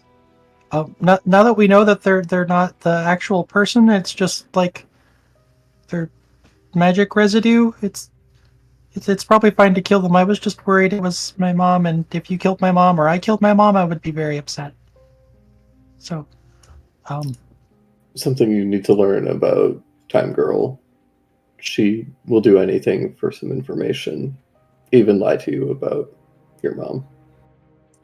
yeah, I realized that she manipulated the information at the beginning and lied to my face, and she's kind of a bitch, but she's a smart bitch that I need right now. Ain't that a problem? You want me to carry you again? I could put you in the bag again so you don't have to walk. I can walk now. Okay. No, go back downstairs. All right. Jane, have you waited down the entire time, or did you go ahead of them? I waited at the end of the hall for like a minute or two to make sure it wasn't like literally Tex snapped on the sketch and tried to murder him. But once I smelled like bananas being fried, I think she's like, all right, they're fine. They're And doing okay. it doesn't stick around long enough to hear that conversation around the corner, unfortunately, is back downstairs studying these machines as much as she can and reading through the papers. All right. You probably, I mean, I don't know if this surprises you or not, but when you get back, Fetch has not killed this thing. I think. No, in fact, I have used some of the leftover webbing to create a little raisin mom papoose that I can wear her on the back. I like that. Eventually, Sketch and Tex do make their way down. I stay behind glass. I'm just going to watch them die. Perfect. Understood. He can't resist shedding blood when he sees it. True. He'll be there. He'll be there. He can't get shown up by some other boss. He wants to draw blood or Baker or whatever these guys have. They had blood. As the party all regroups here, you take some time to study these. How long do you spend before you open? I think long enough for us all to like refocus and heal up is my 2 cents if everyone else is on board with that. That works for me. Probably another 10 minutes is enough for Sketch to refocus, get 2 good berries, and I think that should top off Fetch. Actually, it might top off both Fetch and the wind color. And that gets Tex calmed down so we can tap vitality again. Perfect. Sleepy kitty cat. Those tokens So- are so good. That's Do really we know the name Wind Color? Because right now we're calling her Raisin Mom, and if you put Raisin and Mom together, you get Ray Mom or Raymond or Rayman. Wind And color I'm not is, sure. is kind of just a meta character sheet thing for my benefit. I don't think she's Okay. actually like used that word anywhere. You would know that your mom was called a wind collar, so you do know the word. You just haven't like Wouldn't. heard her say it out of her weird little raisin mouth. And she's Raisin Mom. All right. After a good 20 minutes or so, a little bit more studying, you ready to open it? Yeah, like I said, I don't know what's going to happen when we do this, so be ready. Yeah, I'm going to try to open it. All right. You turn the crank. There is sparking and hissing of magical energy, and as it pries open, several things begin to happen. The first is that as the door opens, the machine suddenly depowers, and inside you see Rita Connor, who opens her eyes, gasps, and says, "Jane?" As she's doing that, there is a pulsing of magic at the end of all these cables leading over to the west side of this giant warehouse. And you watch as dozens of shapes begin to apparate in the darkness and then immediately fall as gravity takes hold. Let me get a perception check from anybody who is looking in that direction. It's understandable if Jane is too focused right now to look that way. Yeah, I think she's pretty focused.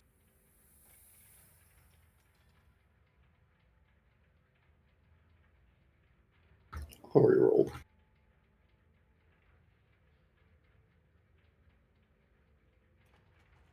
Uh, 16 and 16 from Sketch and Tex. They appear to be humanoid female bodies that you probably don't immediately piece together because I don't think either of you have seen... Oh, you were there for the visions. If you have seen Rita before, you recognize several of the dead bodies of Rita Connors appearing in midair, falling to the ground, and splatting. Some splat against the rocks, some fall deeper into the hole that's been made. Just dozens of corpses of Rita Connors. Fetch, with your higher roll, can tell that they are mangled, mutilated, skinned, flayed, and some of them don't have all their limbs. They look awful. You see dozens of these mutilated corpses. Within seconds of seeing these corpses, they begin to transform, and I also need a will save from Tex, from Fetch, and from Sketch. Oh no. This is about to get so bad No. for me. Is this a fear effect? Oh, guys. It is not a fear effect. Oh, guys.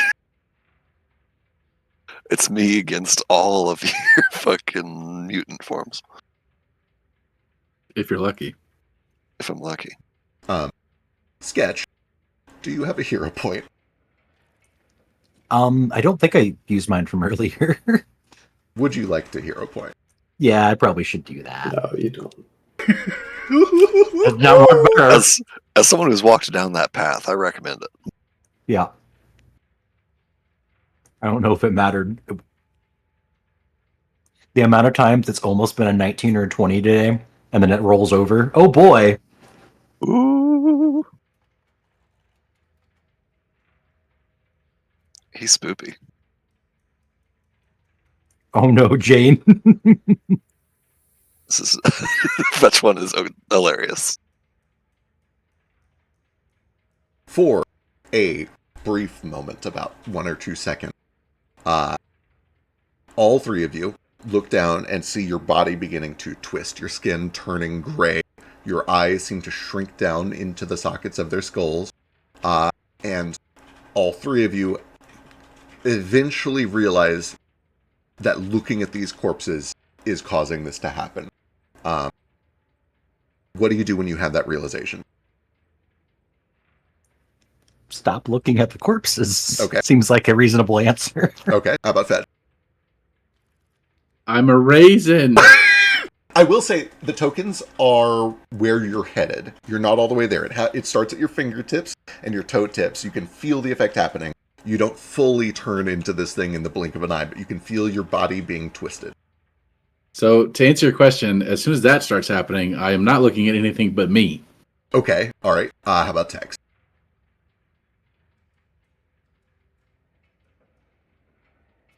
Oh, raisin text is kind of cute. It looks like a mongoose. Yes. I have to look up a thing real quick Okay. because I understood. think I'm immune to all of this. Ooh, you might be. I also managed to make myself really thin again on accident. Oh, you sure did. How'd you even do it? I don't know how I do it, but I keep managing to do it. Oh, it's hard to tell, but like just from the icon, raisin fetch is kind of a wood. I'm at least gonna prevent raisin fetch from happening by doing this. Oh, that's that so would help. smart. That's so smart. Literally can't see. Okay, amazing. Look at that. I assume or I can't remember how you described it, but I assume the only light is from the machine, right? It is, and that goes off. As soon as the door opens, that machine powers down. So actually, kill this, kill this. Okay, then if there's any other light in the room, I will snuff it. There is. So fetch's torch should probably be on the floor around here somewhere. Perfect. It extinguishes. And I know that the Doru is giving off light. That is just kind of an electricity effect. There are occasional crackles. It's not enough to actually provide like significant illumination. As everything goes dark, when the torch is extinguished, you feel your bodies. I have one more You action. got more? What you got? What you got? Yeah. And then I'm gonna kick this table over so that I can hide behind it and obscure my own vision. Okay, perfect. With all of that complete, you feel your bodies return to normal.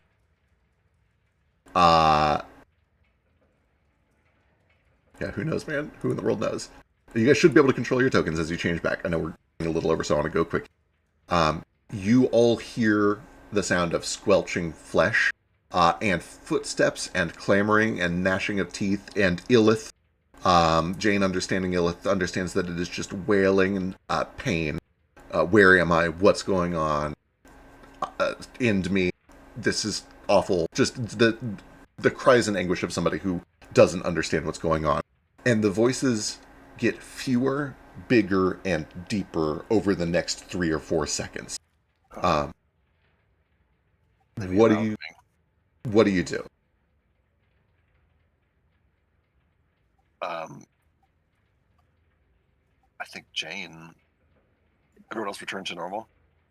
It seems so, but it's also just gone dark. So unless you do have dark I do vision. have dark vision, yes. Yeah, carefully glancing, you can see that everybody has changed back to normal. Rita does not have dark vision and is kind of like confused, doesn't know what's going on. Yeah, I'll start by just putting a hand on Rita's hand. Just saying, it's me. We're gonna get you out of here. We can talk later. Can you fight?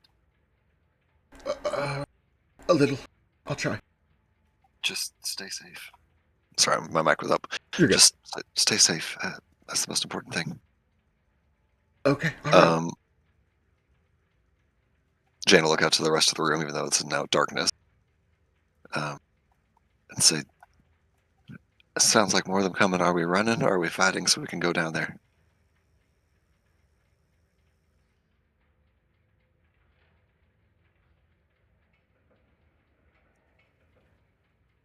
It's the only lead we have to where Mom went, so we'd like to go down there. I'm going down. Fight it is. I think we start getting ready. Do I have time to like precast a spell or anything? Kind of. I will say, as you guys look that direction and mention that you're going to fight, is about the time that figures start to climb and crawl their way out. At first, they are simply twisted gray visions, like the Raisin Mom that you've currently got. But many of them quickly begin to amalgamate into bigger and bigger creatures. Oh no! Oh. That begin just crawling their way out of this pit towards all of you. By the way, Feck, it's starting to look like we're going to need about 4 more sessions before we rejoin with the other group. It might. We will see what happens. What is the plan? Is it to fight or is it to run? Can I I don't know if this is too meta. Can I size up? Is this a winnable fight? You can give me an inside check, sure. Fetch has all of his tribe's history and all of the wrath of his god behind him, and will be going down the hole. That is certainly an option. With an 18, the last fight was 4 of the little ones. Compare that to this, however you would like. This is suicide. We need to run. We'll find a different way down there. She grabs Rita's hand and starts running. Yeah, she is happy to run with you. To be fair, 4 of the little ones, with only 3 of us actually fighting, and 3 of us only sometimes fighting. So that is true. Let me also tell you about Rita, though. Jane's ability to fight in general when she is willing to. I'm shit at combat. If it's unwinnable now, it'll be unwinnable later. Jane's running. Okay. I throw Alchemist Fire. Hell yeah. Okay. It sounds like we might need to put this up to initiative, which means we should probably save it for next time. Cool. That being the case, I think this is where we'll pick up next time. Ooh. Fun. Gang, what a sesh. What a session of sesh. D&D. I'm sorry we almost killed you, Tex. Sorry, we almost killed you, Tex. it's okay. I'm not sorry knows that what I almost killed your fake mom. That's okay. Now we know she's a fake mom, it's fine. Almost saved both of you from a lot of trauma, but, whatever. I would have actually killed you if you killed your mom. We would have been figuring out which one of us dies in this campaign. Right.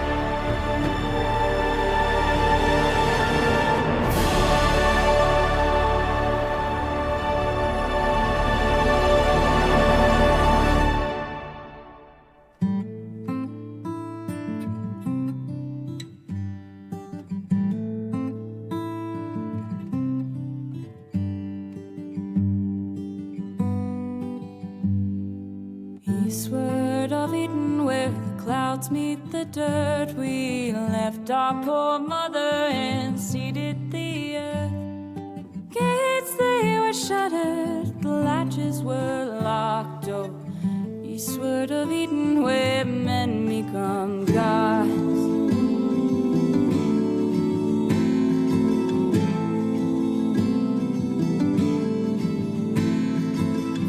Though our people, we toiled as one, the fruits of our labors thrived under the sun. Our children they spread to outnumber the stars. So eastward of Eden, where day turns to dark.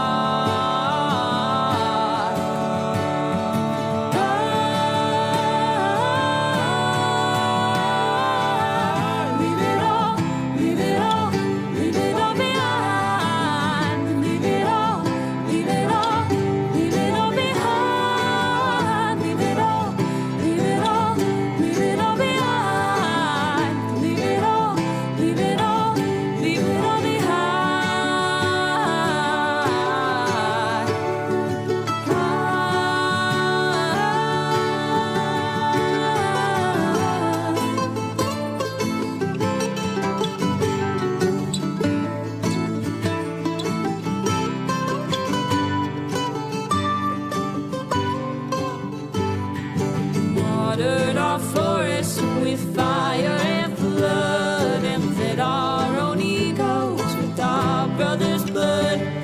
We starved every ocean till they ate up our shores. Oh, eastward of Eden, where we always want more. Our towers they rose up and set with the sun. Our servants they burned us with fiery tongue. We run our wings of metal, surprised when we fell. Eastward of Eden, where heavens are hell.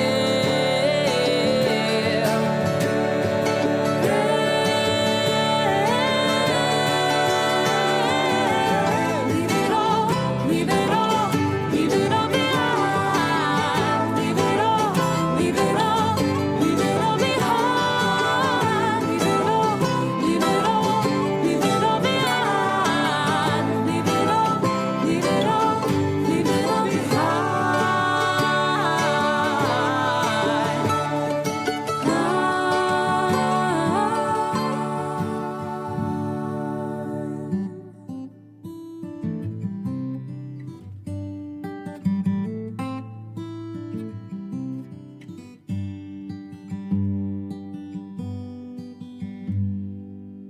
Eastward of Eden, where the dust meets the dirt, we murdered our mother and strangled the earth. Forgive us, oh mama, whose face we forgot. Oh, eastward of Eden, where men become gods. Eastward of Eden, where men